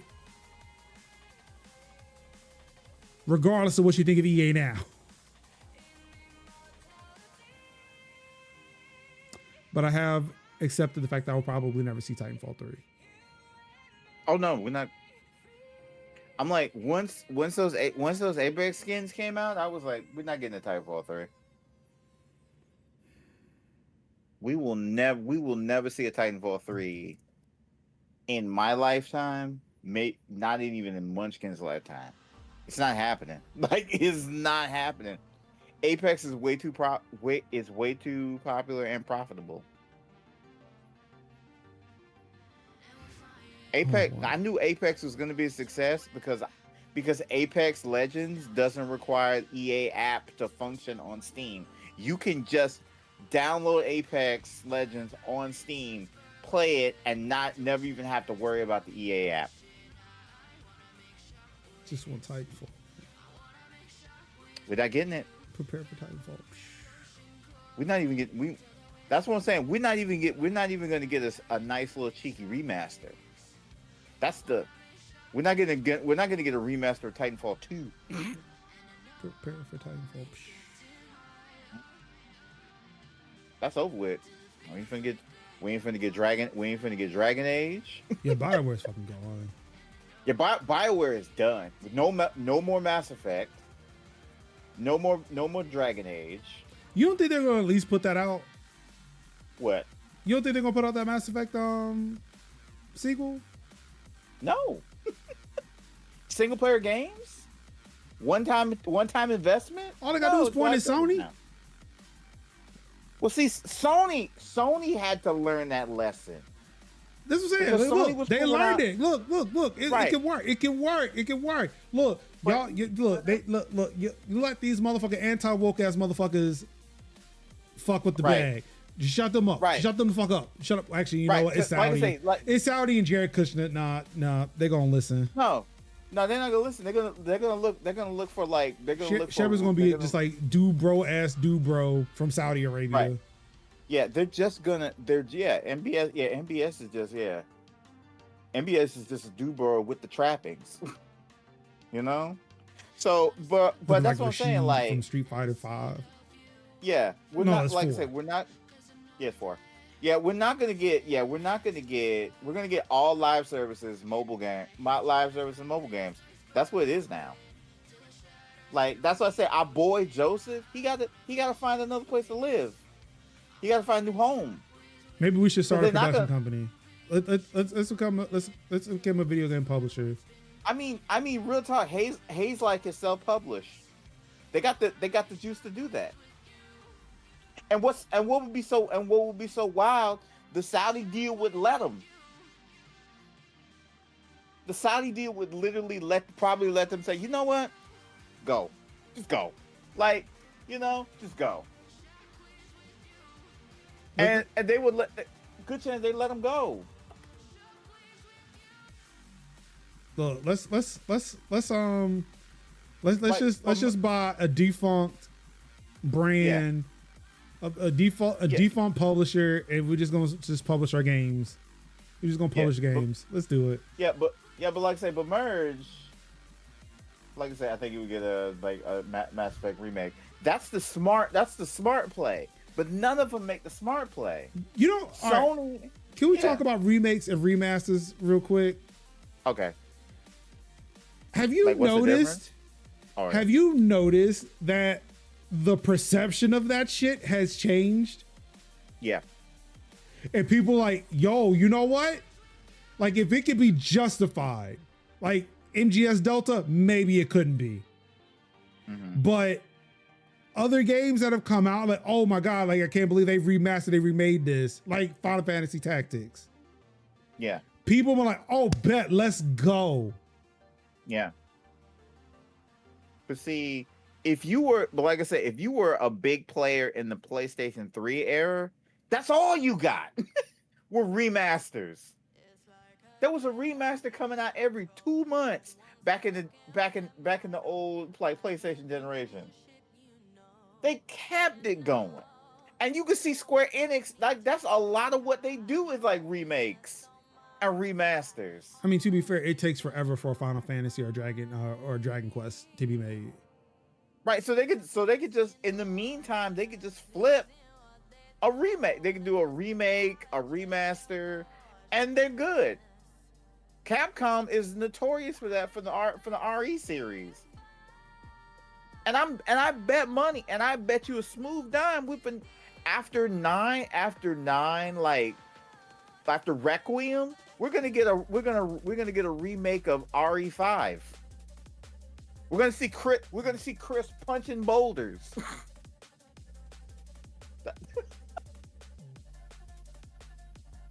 That's what we finna get. Like, it's like when you needed a little extra cash, it was nothing. It would be nothing for you to just make a remake for a studio to go and look back in their back catalog and say, let me do a remake. Let me do a remaster. Look, all I'm saying is Square, Sony, somebody look, one of y'all two can put out Bushido Blade. Sony can make a legend. Sony can remake Legend of Dragoon. Nope, I don't care. And it would make gangbusters. Bushido Blade. Right. No, this is Bushido Blade. Nothing else. No, nobody's working on a damn thing until Bushido Blade comes out. And trust me, that ain't coming out. Legend. Look, you got fucking Ghost of Tsushima, Ghost of Yote, fucking Neo. Damn, what's it? Sekiro? Mm-hmm. Assassin's Creed Shadows. Onimusha come out. Kitsugami. Fuck it. What's it? What's it? The one that the 2D joint that just came out. 2D. How much more bars? Oh wow. That's useful. The 2D joint that just came out with the ninjas. Ragebound. Oh, Shinobi. Yeah. Yeah. We just got new Ninja Gaiden. What? And look, Ninja Gaiden 4. In Forza Horizon 6 is going to be in Japan.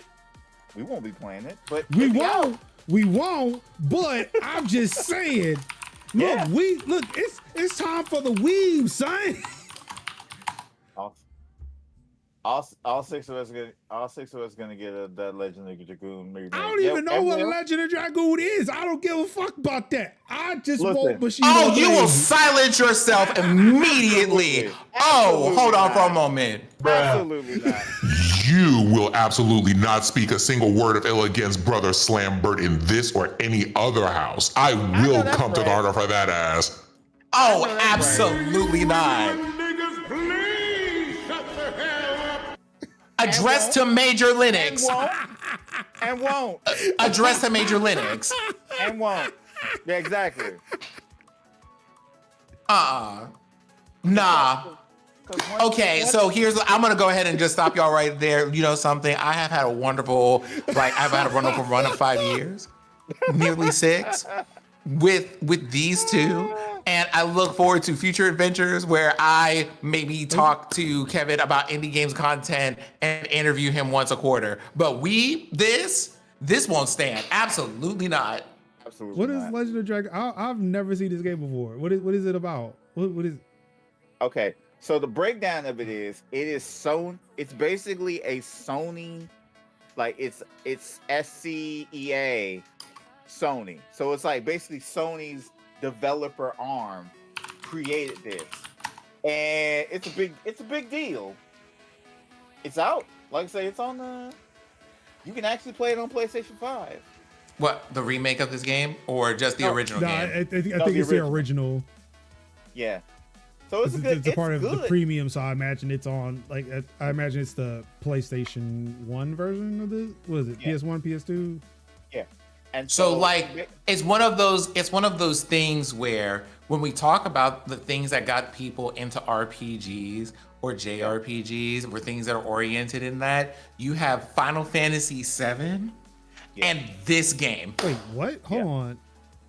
Yeah. Final Fantasy 7. Okay, it's Like- not official. I was about to say somebody made a Legend of Dragoon remake trailer. Oh yeah, somebody. That's fan art. Yeah. I mean, it looks good from this one little screenshot here. I think Pelvic. There's a person called There's a black film called Pelvic Gaming that I think did a review. Okay, yeah, this is definitely On. PlayStation 1. Yeah. Oh yeah. It's.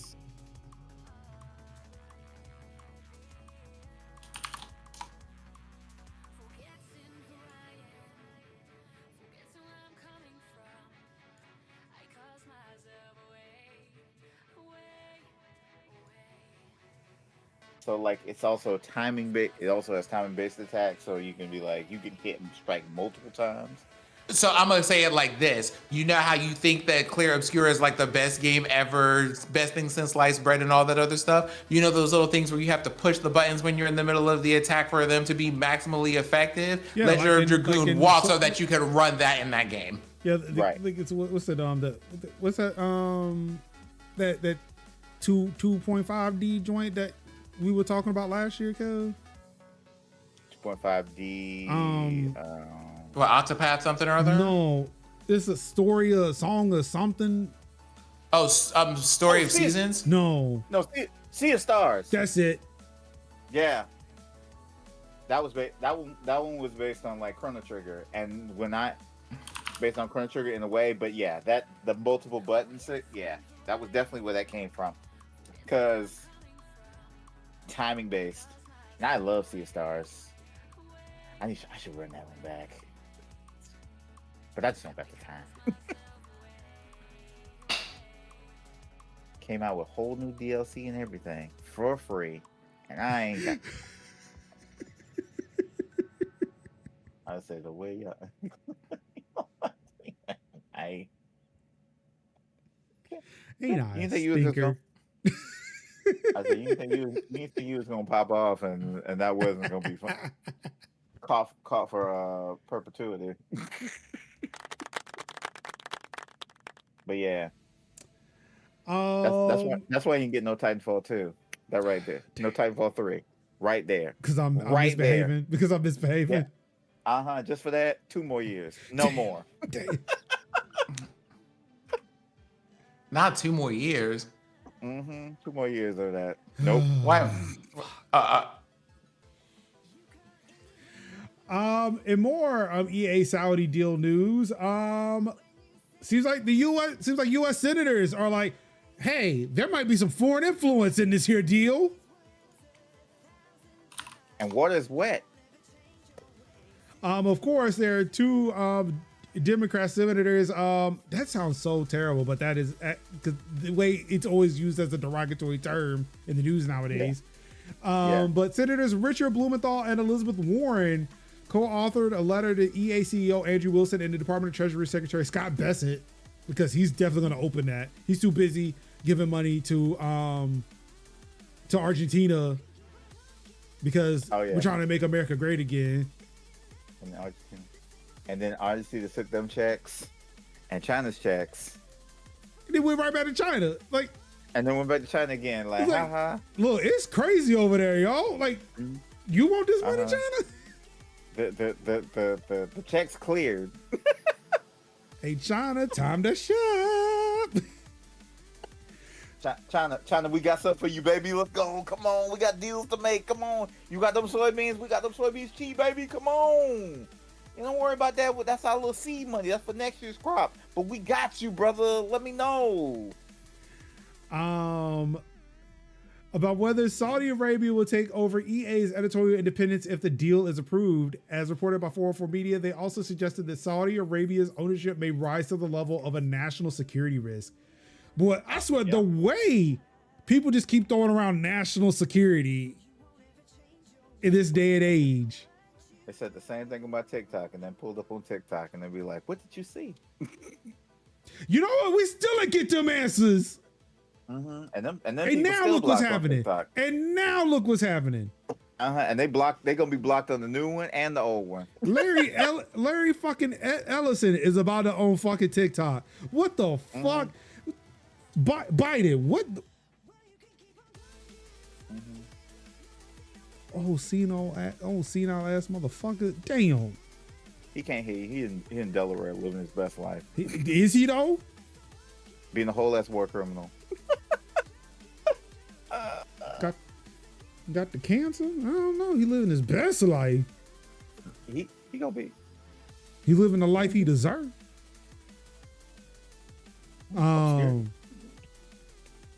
Look, I'm sorry. I have no sympathy for war criminals. Okay. But yeah, like it's amazing that, you know, you have two senators who are concerned about foreign influence. And yet.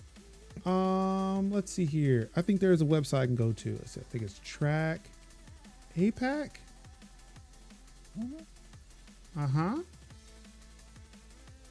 See, we got the Congress tracker. I'm gonna put Richard Blumenthal in there.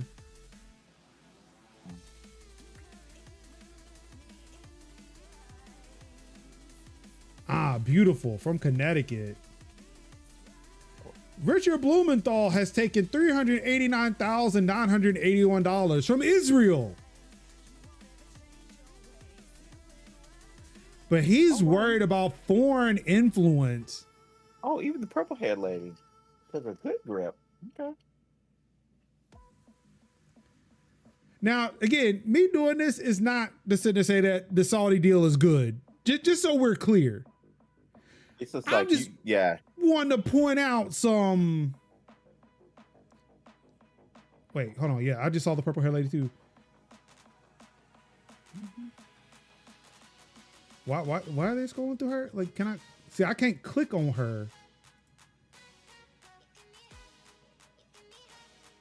Okay, yeah, America's Alliance. Okay, yep, okay. So yeah, Senator Richard Blumenthal from Connecticut taking almost $400,000 from AIPAC. Now, Elizabeth Warren, you know, we were kind of cool, right? Yeah. Let's see. Oh, there she is. Oh, Liz. Surprisingly, she is not on this page. However, Ayanna Pressley, representing the 7th District of Massachusetts, $0 received from AIPAC. Ooh, I was worried. Phew. But where is Elizabeth Warren? Liz ain't on that list. Pull up Georgia real quick. I want to see something.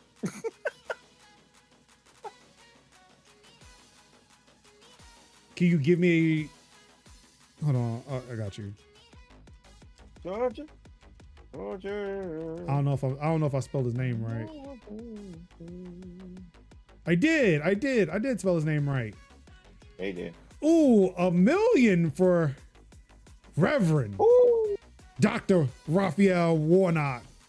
Dang, Buddy didn't even take that much. Yeah. He'd do it for free. Dang. Buddy was like, I do it for free, baby. I do it for the love of the game, baby.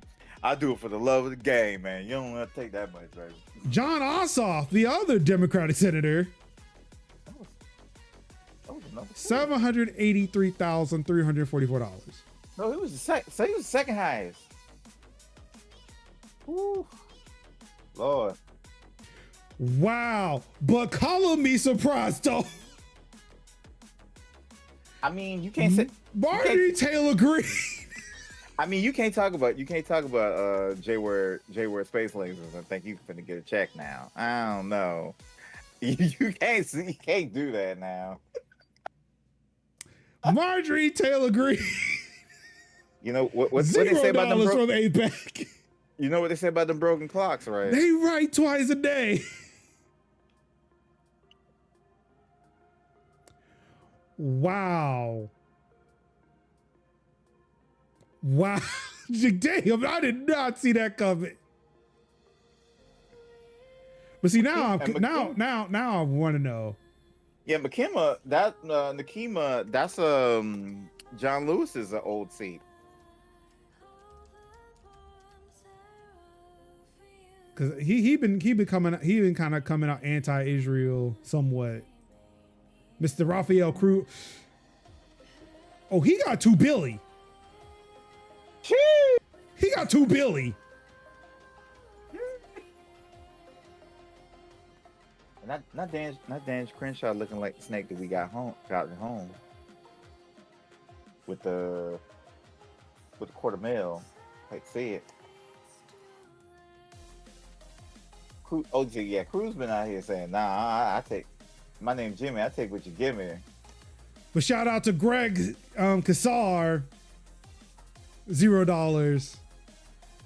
Yep. All right, let's see. Let's go.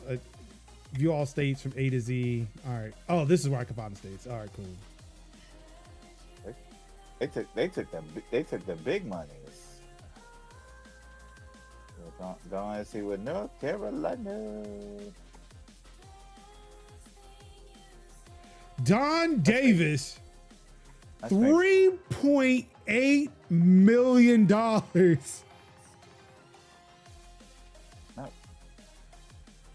Now Spinks make a good point talking about now she a digital clock. She always wrong. Stop.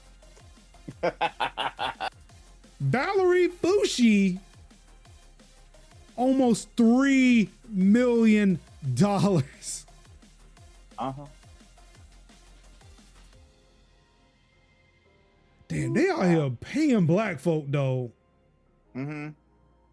Cause you know, black people, you know, we need them races, you know, like they're like, hey, we need people to keep sweets.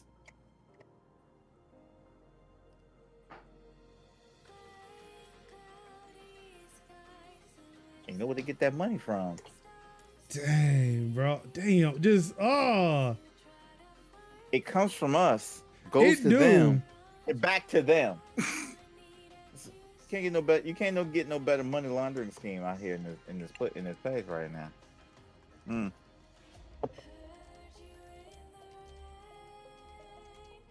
Ooh, I'm still surprised that Elizabeth Warren was not listed. That's a big surprise to me. What is that? All right, so we got our open secrets here. This is showing data from 2024. Okay, she's taking money from Google and Apple. Yep. Harvard. Yep. And MIT. Mm-hmm.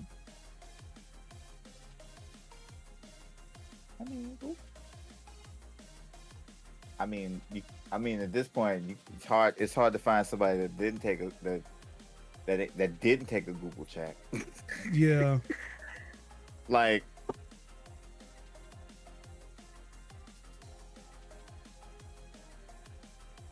like can't.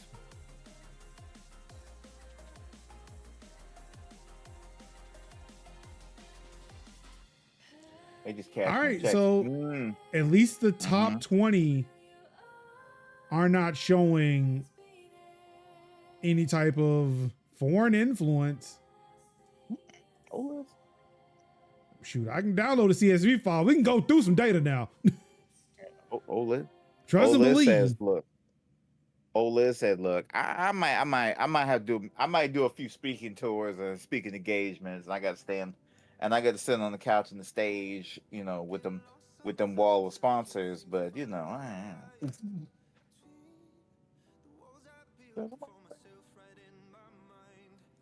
Like, why is she taking money from like colleges that aren't even in her fucking state? Like, what are we doing? because they like OLEDs. OLEDs is Oh they like no, OLEDs. she's been funded by Soros. We found the Soros money. Child, it's hard to find again. Yeah. Like the dead cat again. Yeah. Again, only pointed out just because like they just make just absolute fucking noise about that shit. It's like the Koch bros. It's like the Koch bros on the other side. You don't know. Sooner or later. Oh look, I was gonna search it. Like, look, they might be in here too. All right, so look, as far as we can see, Elizabeth, her hands are clean, but Mr. Blumenthal, what you? Them hands so, ain't never. talking about some foreign influence though, buddy. I'm like, yeah. Yep. It's just the wrong It's just the wrong foreigns. That's what it is. No. Plus, I thought they was cool. With the Saudis. The Saudis?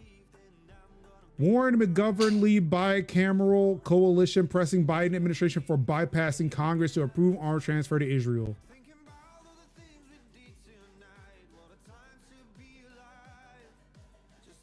All right. Yeah.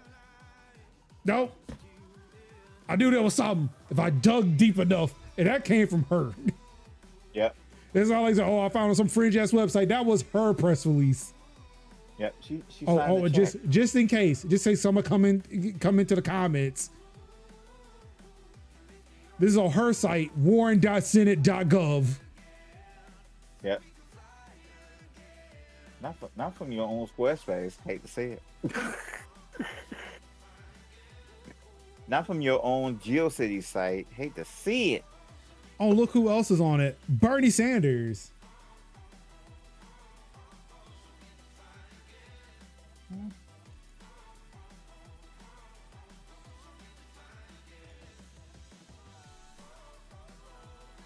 Oh, wait. No, I read this wrong. No, they're pressing him because he did it, not pressing him to do it.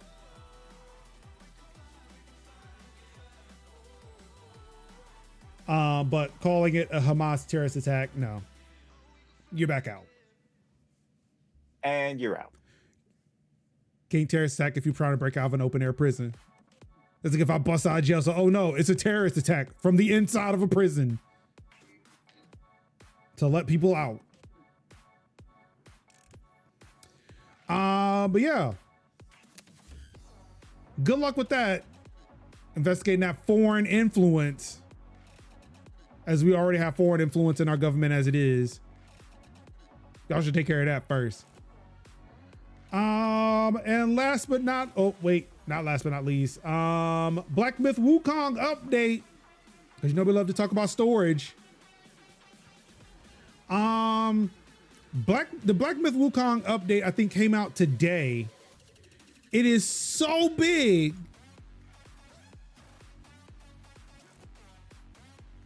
It is so big. How big is it? It's so big that people might have to reinstall the fucking game in order to get it. Yeah, no.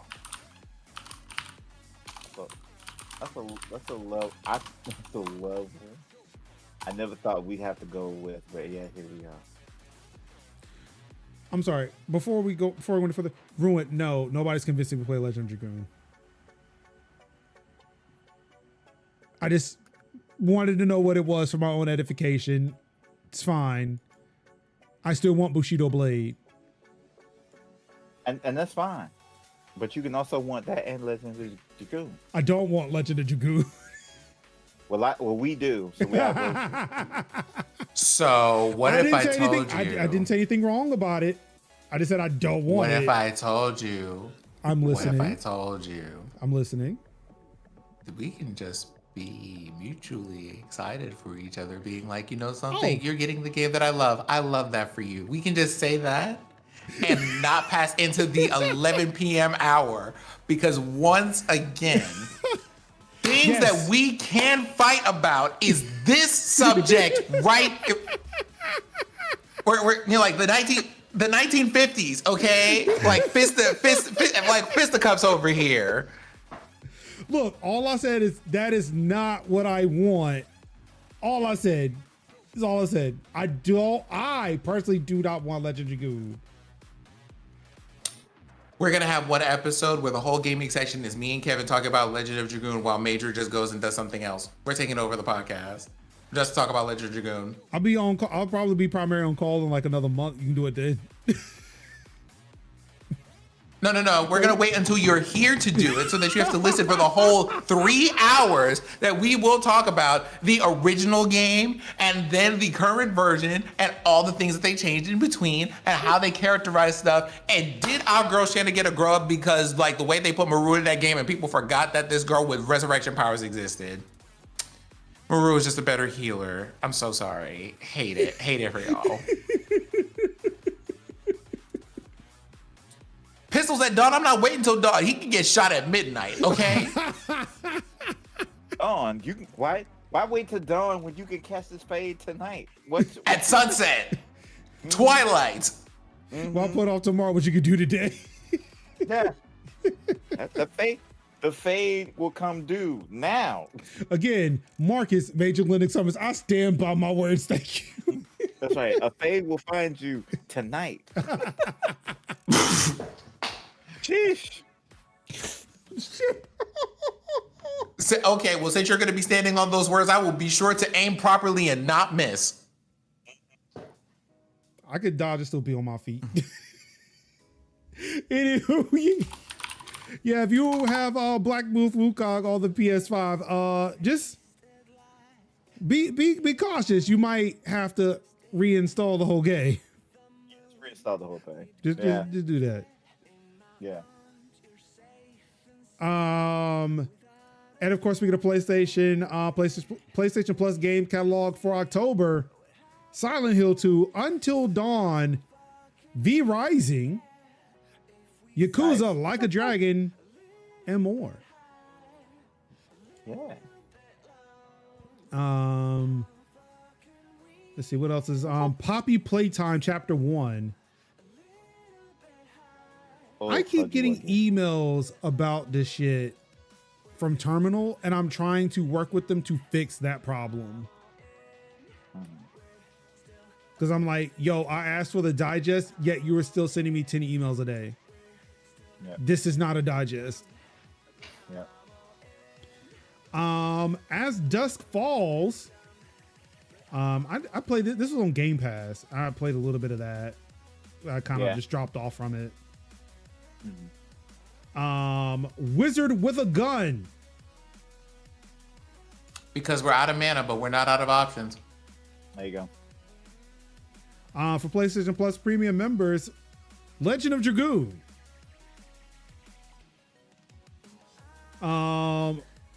That was already there, but I'm just sticking it back in there because we're in this part. Tekken 3 is being added to PlayStation Plus Premium.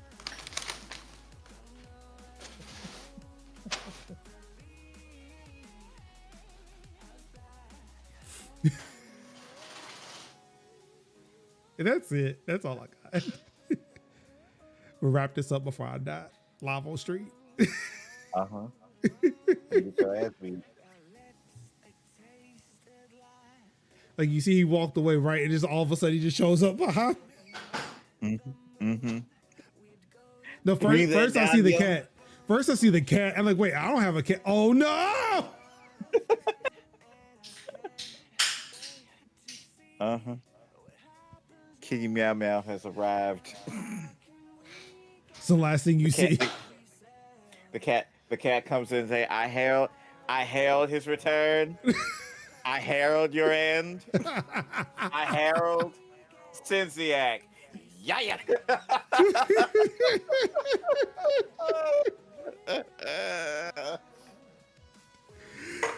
Oh my god! While we wait for Sid to come back in, what you got going on, man?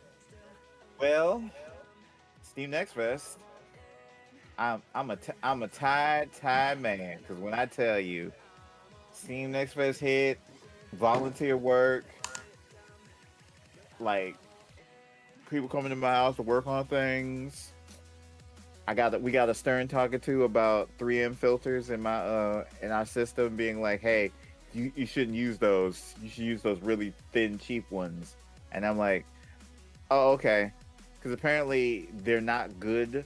Those really thick filters are not good for the system because it allows the system has to breathe.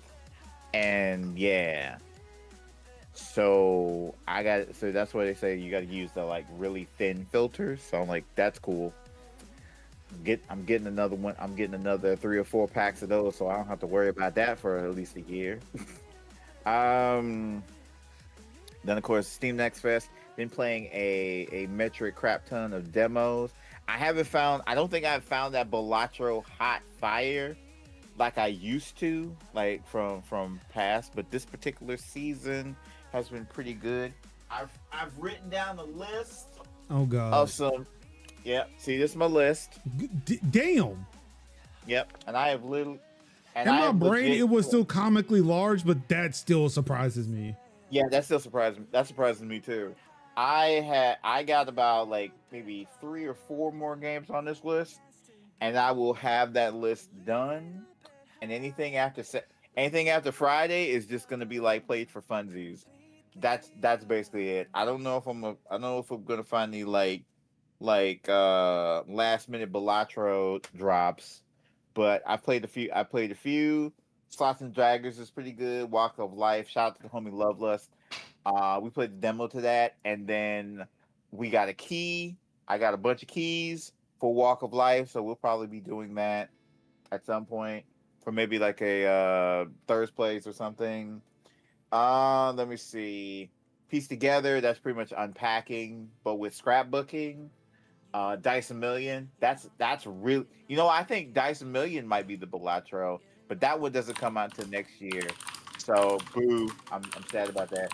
And of course, Power Wash 2, which I'm very happy about. That one comes out next week. A lot of games are coming out next week. Since Silksong came out, they were like, look, we're all coming out on the 24th. Don't matter. We've cleared Silksong. Silksong is aired out.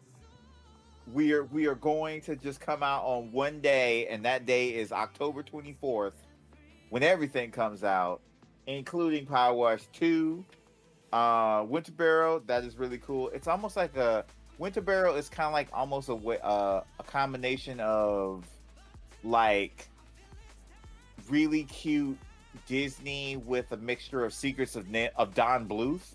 So that Don Bluth darkness mixed with that lightness of like a Disney animated short. So that's actually really good.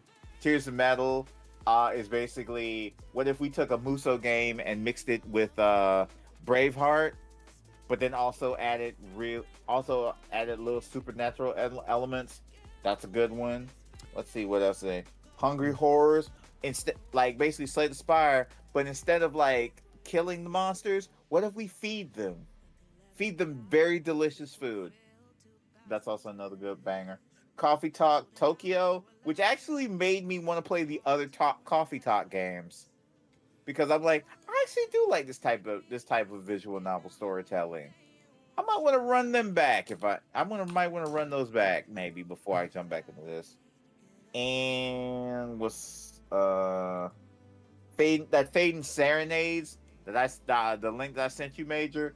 That one is basically what I would have liked Death Stranding to be, but not be, because it's basically, but basically no monsters. just challenging like jump puzzles. That's about it.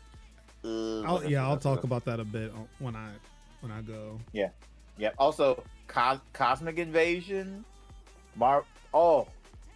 That's a beat 'em up game. When I tell you, that is so good. That is so good. That might be a third place in and of itself. And I think the last one, Pansito Merge, no relation to our actual merge, but it is basically what if you took Suika game and instead of fruits, it's delicious Mexican desserts. It's a fun time. I definitely enjoy it. And that is the majority of which I played thus far. I'm gonna play some more tomorrow, and then I'm gonna chill. And then they brought Karn back. Karn's, which I might run that one back over the weekend too, because it crashed on me in the middle of filming. So I might want to run that back to play it a little bit more. It's kind of like it's what I like to call like if I had a nickel for every time I played a climbing game, I would have 5 nickels, which is not a lot, but it's surprising that it only happened 5 times. So, yeah. So that's another climbing game, and that's it for the most part. And I'm done. Tim, what you got? Do you mean things going on this coming week or whatever? Yes, I am.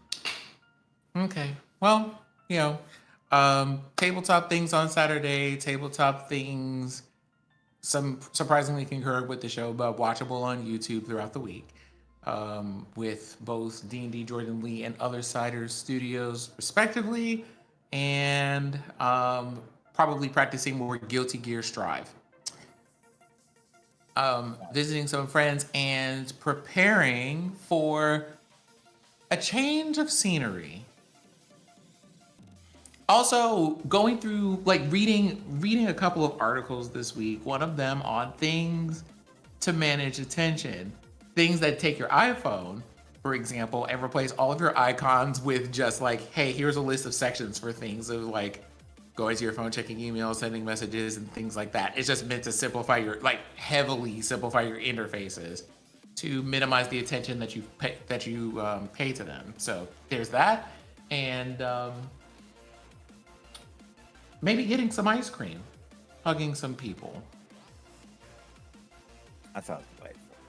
and maybe reading some books. I picked up some books. Hold on.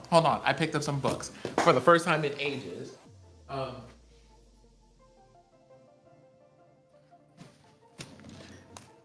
I went and picked up some books, and for the first time in a long time, I picked up some fiction.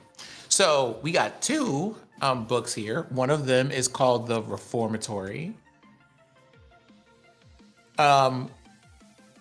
Basically, it's about this thick, and all I know is that someone can talk to spirits, and that's how they escape a plantation. So we're here. And then you also have content warning for disturbing imagery, because it just kind of is. But we have this little nearly 200-page thing. This book, if you have seen any of the listings for books that influenced the movie Sinners or things like that, this is one of the books that's listed on there. I have been making my way into, for the sake of just reading fiction and playing with imagination, picking up books around, Southern Gothic books that are either primarily by or about Black people. So we are here.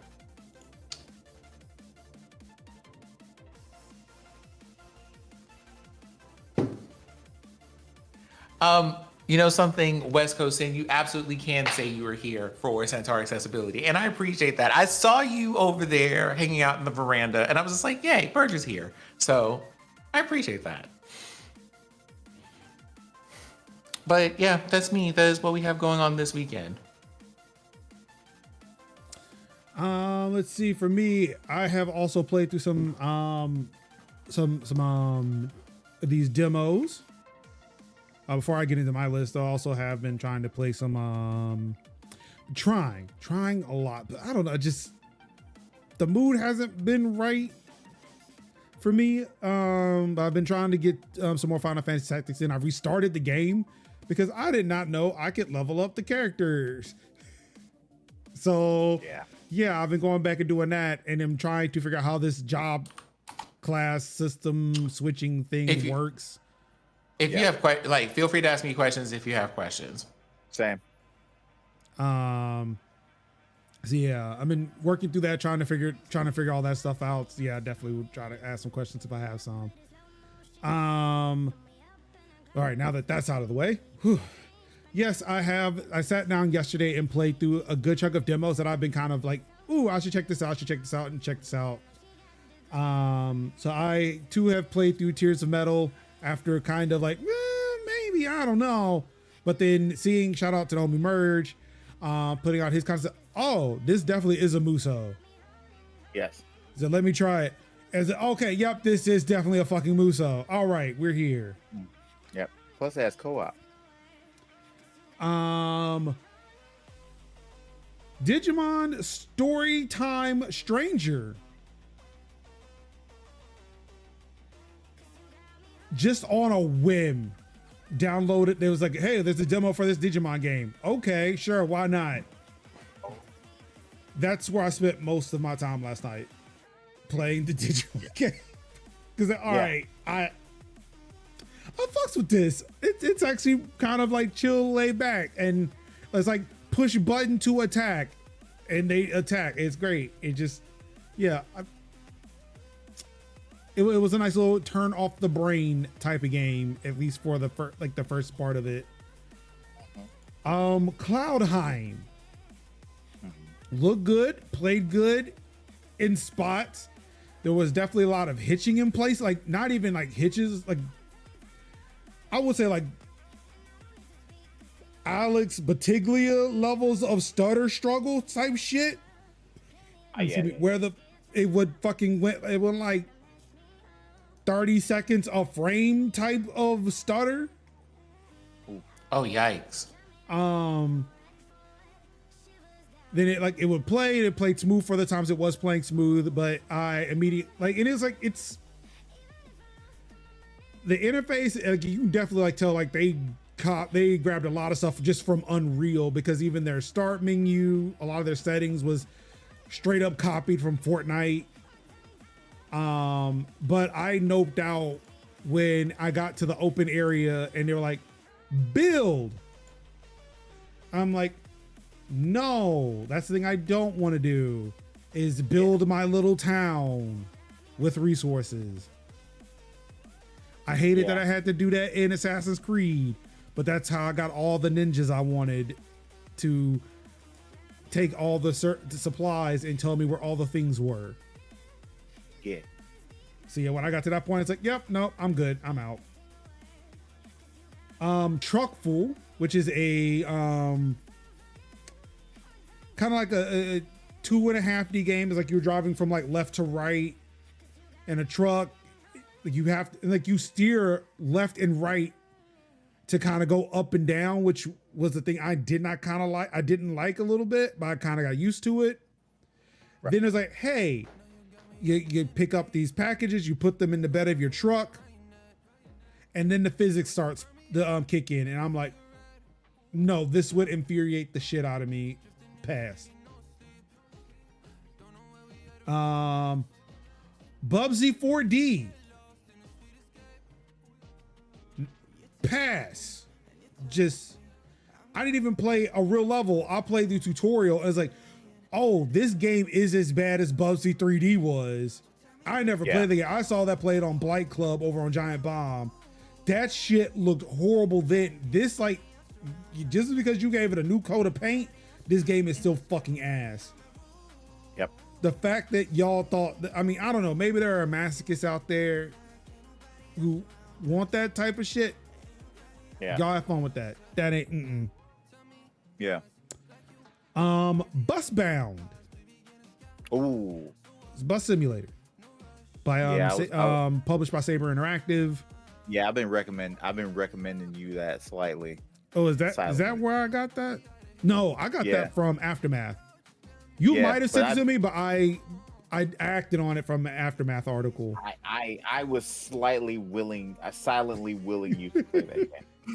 Because I was like, anything that was like bus driving, I was like, yeah. Yes, anything where there is driving simulation in it, yeah, I'm kind of there. So I Yeah. played it. It was all right. It was all right. And yes, I did play Fading Serenades. It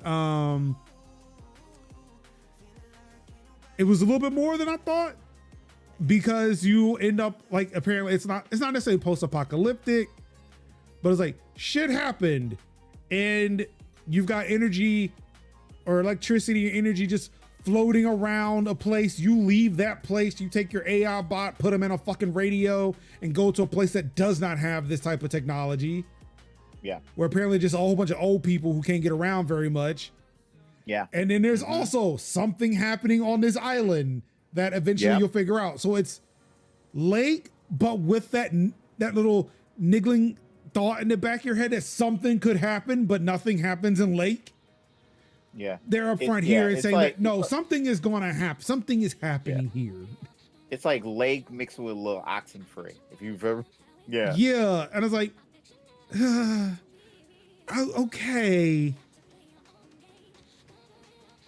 And I see the Death Stranding bit again. Like Truckful had that Death Stranding bit too, where it's like it's more physicsy than like, hey, let's stack up a tall tower of packages and watch Sam do this.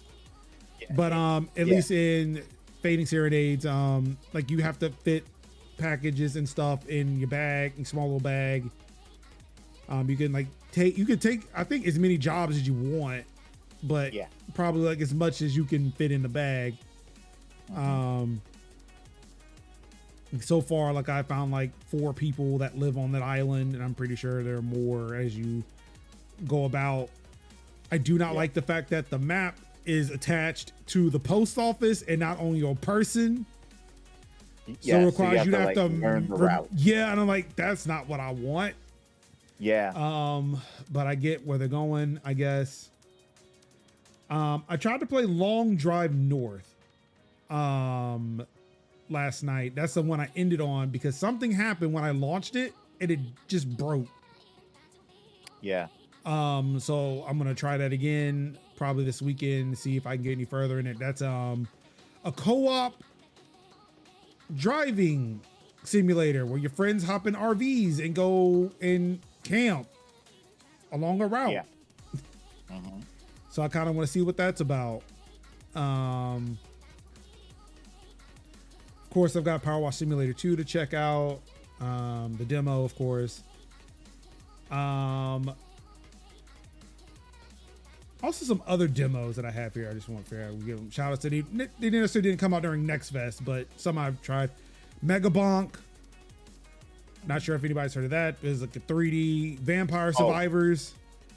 Oh, that's big. Yeah, it looks like ass, but look, I got hooked in it. Yeah.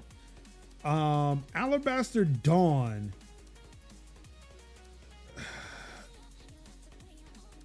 I don't even remember how to describe that. It was all right, but I just kind of walked out. I kind of walked away from it. But Relooted, the game in which you play as Africans who go and steal your artifacts back from the colonizers. Oh, that demo's out? Yes. Yes, See, it is. Like that. I didn't know that's you one- were that's- looking for it, or I would have told you a long time ago. Well, see. Here's the thing, though. I'm like, I love the thought process of that game, and I'm loving, like the whole premise of it. Though it may not be my cup of tea, I am still. Cause see, even if I wasn't gonna play it, I would have liked to at least been like, let me do at least a mention. And And, I don't and know. let people know that it's out. I played it, and I don't know if it's my cup of tea either. But it's the thing, like Yeah. when that game comes out, I will buy it. I just want you to give them my Right. money. Right? Because Like that's just here's the money. Do whatever you want. It's that thing. It's that thing. What I said when we watched it like Day of the Devs. It's like this is the type of game. These are the type of games that I may not understand it, but I defend its right to exist. and I will be like, it may not be my cup of tea, but I will bring it. Will do it. That was like Tales of Kinsara Zao, where it was like, oh, this is truly not my cup of tea, but I had to do it would be remiss of me not to do coverage of it. And oh, sorry, go ahead. no, that was it. So yeah, Reloaded. Yeah, like I said, it's a game in which you I don't know if they're South African, but they are from Africa. They go and break into museums and other places where artifacts are being held that belong to their culture, to just the African diaspora.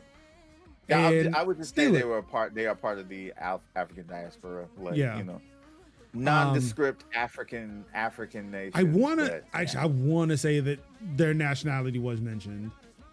Okay. I think so. I mean, because they are very, like, the artifacts themselves are very, it is from this country. It is from this part of Africa. And they are not shy about saying who got it. It is a game in which you plan your route. You put you kind of like put your team in places to kind of help you either hack terminals, get you to another floor, if there aren't any stairs, may shoot you shoot a grappling hook to get you to another building or like another roof. But yes, you gotta plan your route to get in. Still like the item tear down. It's like tear down. If you play the story mission for tear down, it's like you gotta you can get in all you want, but it's once you steal the thing, that's when you gotta figure out how you gonna get out. Which means like breaking holes or setting things up the way you could just easily run out. It also wants to sound like Monaco 2. I think so. Like, I haven't played those, so I don't know. But yeah, I mean, I'm pretty sure there are other games like this one. Yeah. I mean, it's a heist game. Yeah. But yeah, it's like you gotta play, like, one is like planning your route in, figuring out which item you want to steal first, because you can still like in the one of the missions, you can still 3. So you figure out which one you want to start with, where you're going for the second one, how you gonna get to the third one, and how the fuck you gonna get out. Mm-hmm. So yeah, like I played it. It's it will take a lot of brain power to kind of think 5 steps ahead and then remember that 5th step as you go back to 1. Yeah. So it's like, for me, I was going through I even tried to run the route before I stole the things. All right, I'm gonna start here. Then I ran it. All right, that's how I'm gonna get out. Let me make sure I'm not forgetting anything. Kind of pull back out. Check. Let me move this over. No, I'm put it back. Damn, let me restart the whole thing. Yeah, it has you thinking, but it's like, again, its premise is what I'm here to support. But yeah, that's all I've got. Of course, I'd be remiss if I didn't mention, hey, for those who do this sort of thing, the No Kings protests are happening all over the country this weekend. I know there's one in Durham, there's one in Raleigh. I've got comrades who will be out in Durham, representing the socialist contingent. I know I've seen some people talk about being out in Raleigh. But yeah, if that is your deal, if that is your bag, there's probably a protest near you. There's thousands of locations, thousands of protests all over the country. Again, while my comrades out there, I am still of the opinion that, hey, we can say no kings all we want, but I'm here for no empires. And I would also say, hey, if you have a flag of an oppressed nation, bring it. Like, if I was out there this weekend, I'd bring my Palestine flag and be talking about Palestine all day. Maybe even the Congo. Sudan. Speaking of flags, I still need my Straw Hat Luffy flag. I priced one the other day. I'm also thinking about getting a Black Panther flag. Yes. Yes, I am all about flags now that I've got my flagpole. Listen, I am like, I'm picking out all my flag. I'm picking out all my flag. I have all my flags. I just need to like actually sit down and get them.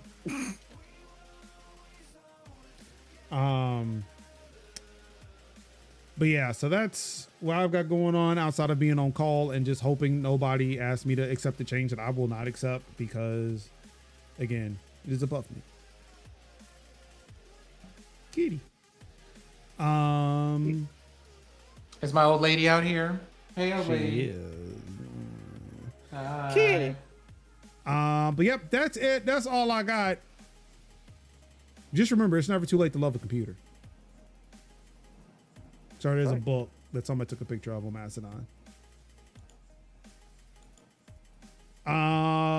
Let's see. That's it for this show. Thank you again so much for people joining through. Of course, if you would like to catch the archives of the show, I do recommend that you go to techtalkthursdays.net because Spotify can't keep us down, motherfucker. Nah. Definitely go there. That's where our audio version of the show is.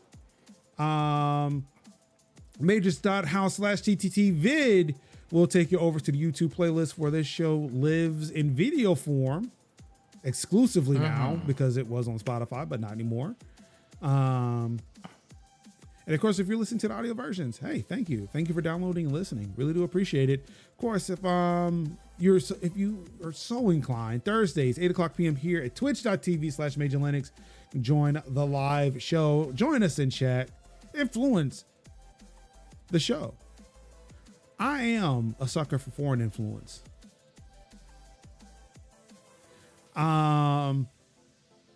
Let's see. What else? Am I forgetting? Oh, yes. Majors.house/Discord is where you can join the Discord server. We can talk about this week's news and much, much more. Am I forgetting anything? I think that's it. DCAnalyst.net. I'm pretty sure in a month's time we'll get Kev's top choices from Steam Next Fest. Like a month from now. Like, don't expect it when it's over. Like in a month. Yeah, that might be at least a week. And there better be YouTube videos along with them. Oh, they're already out. Oh, I'm just saying, like included with your write up, so that way people can go to your channel and watch your videos. Yep, indeed. Just putting that out there. Oh yeah, I'm gonna do that. I got on you. Said don't do that again. Don't do that again. All right. Put your videos on the pages. All right.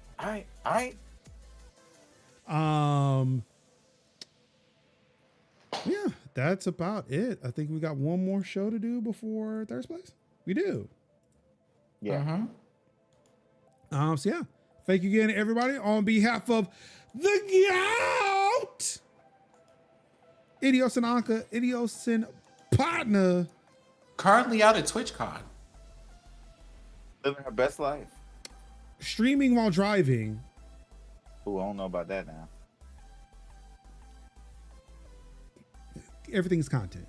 Everything's content. Mm-hmm.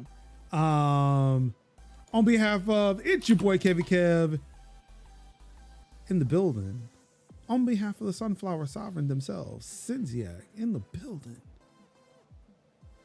I've been your host, Marcus Major Linux Summers. That's right. I put my name on it because I'm 100% 10 toes down on everything I say. And I'll go get a sign and I'll go take a picture of it and put my social media handle on it. Because I hope somebody will come find me. Don't look on social media. Look, again, when you're out there to protest, again, go into protest, take precautions, keep yourself safe. But please, for the love of God, do not take all your fucking advice from people who are wearing masks or obscuring their identities on the internet and just calling everybody who isn't doing that a Fed. Don't do that. I will tell you to be careful. Wear a mask because y'all in public with a whole bunch of people in a crowded space. That's how you keep yourself from getting sick. And yes, not to get identified. But yeah, some of these people out here are fucking clowns. Yeah. I stand 10 toes down. I say fuck ICE, chinga la migra, motherfucker. If Pam Bondi want this black ass, she can get this black ass.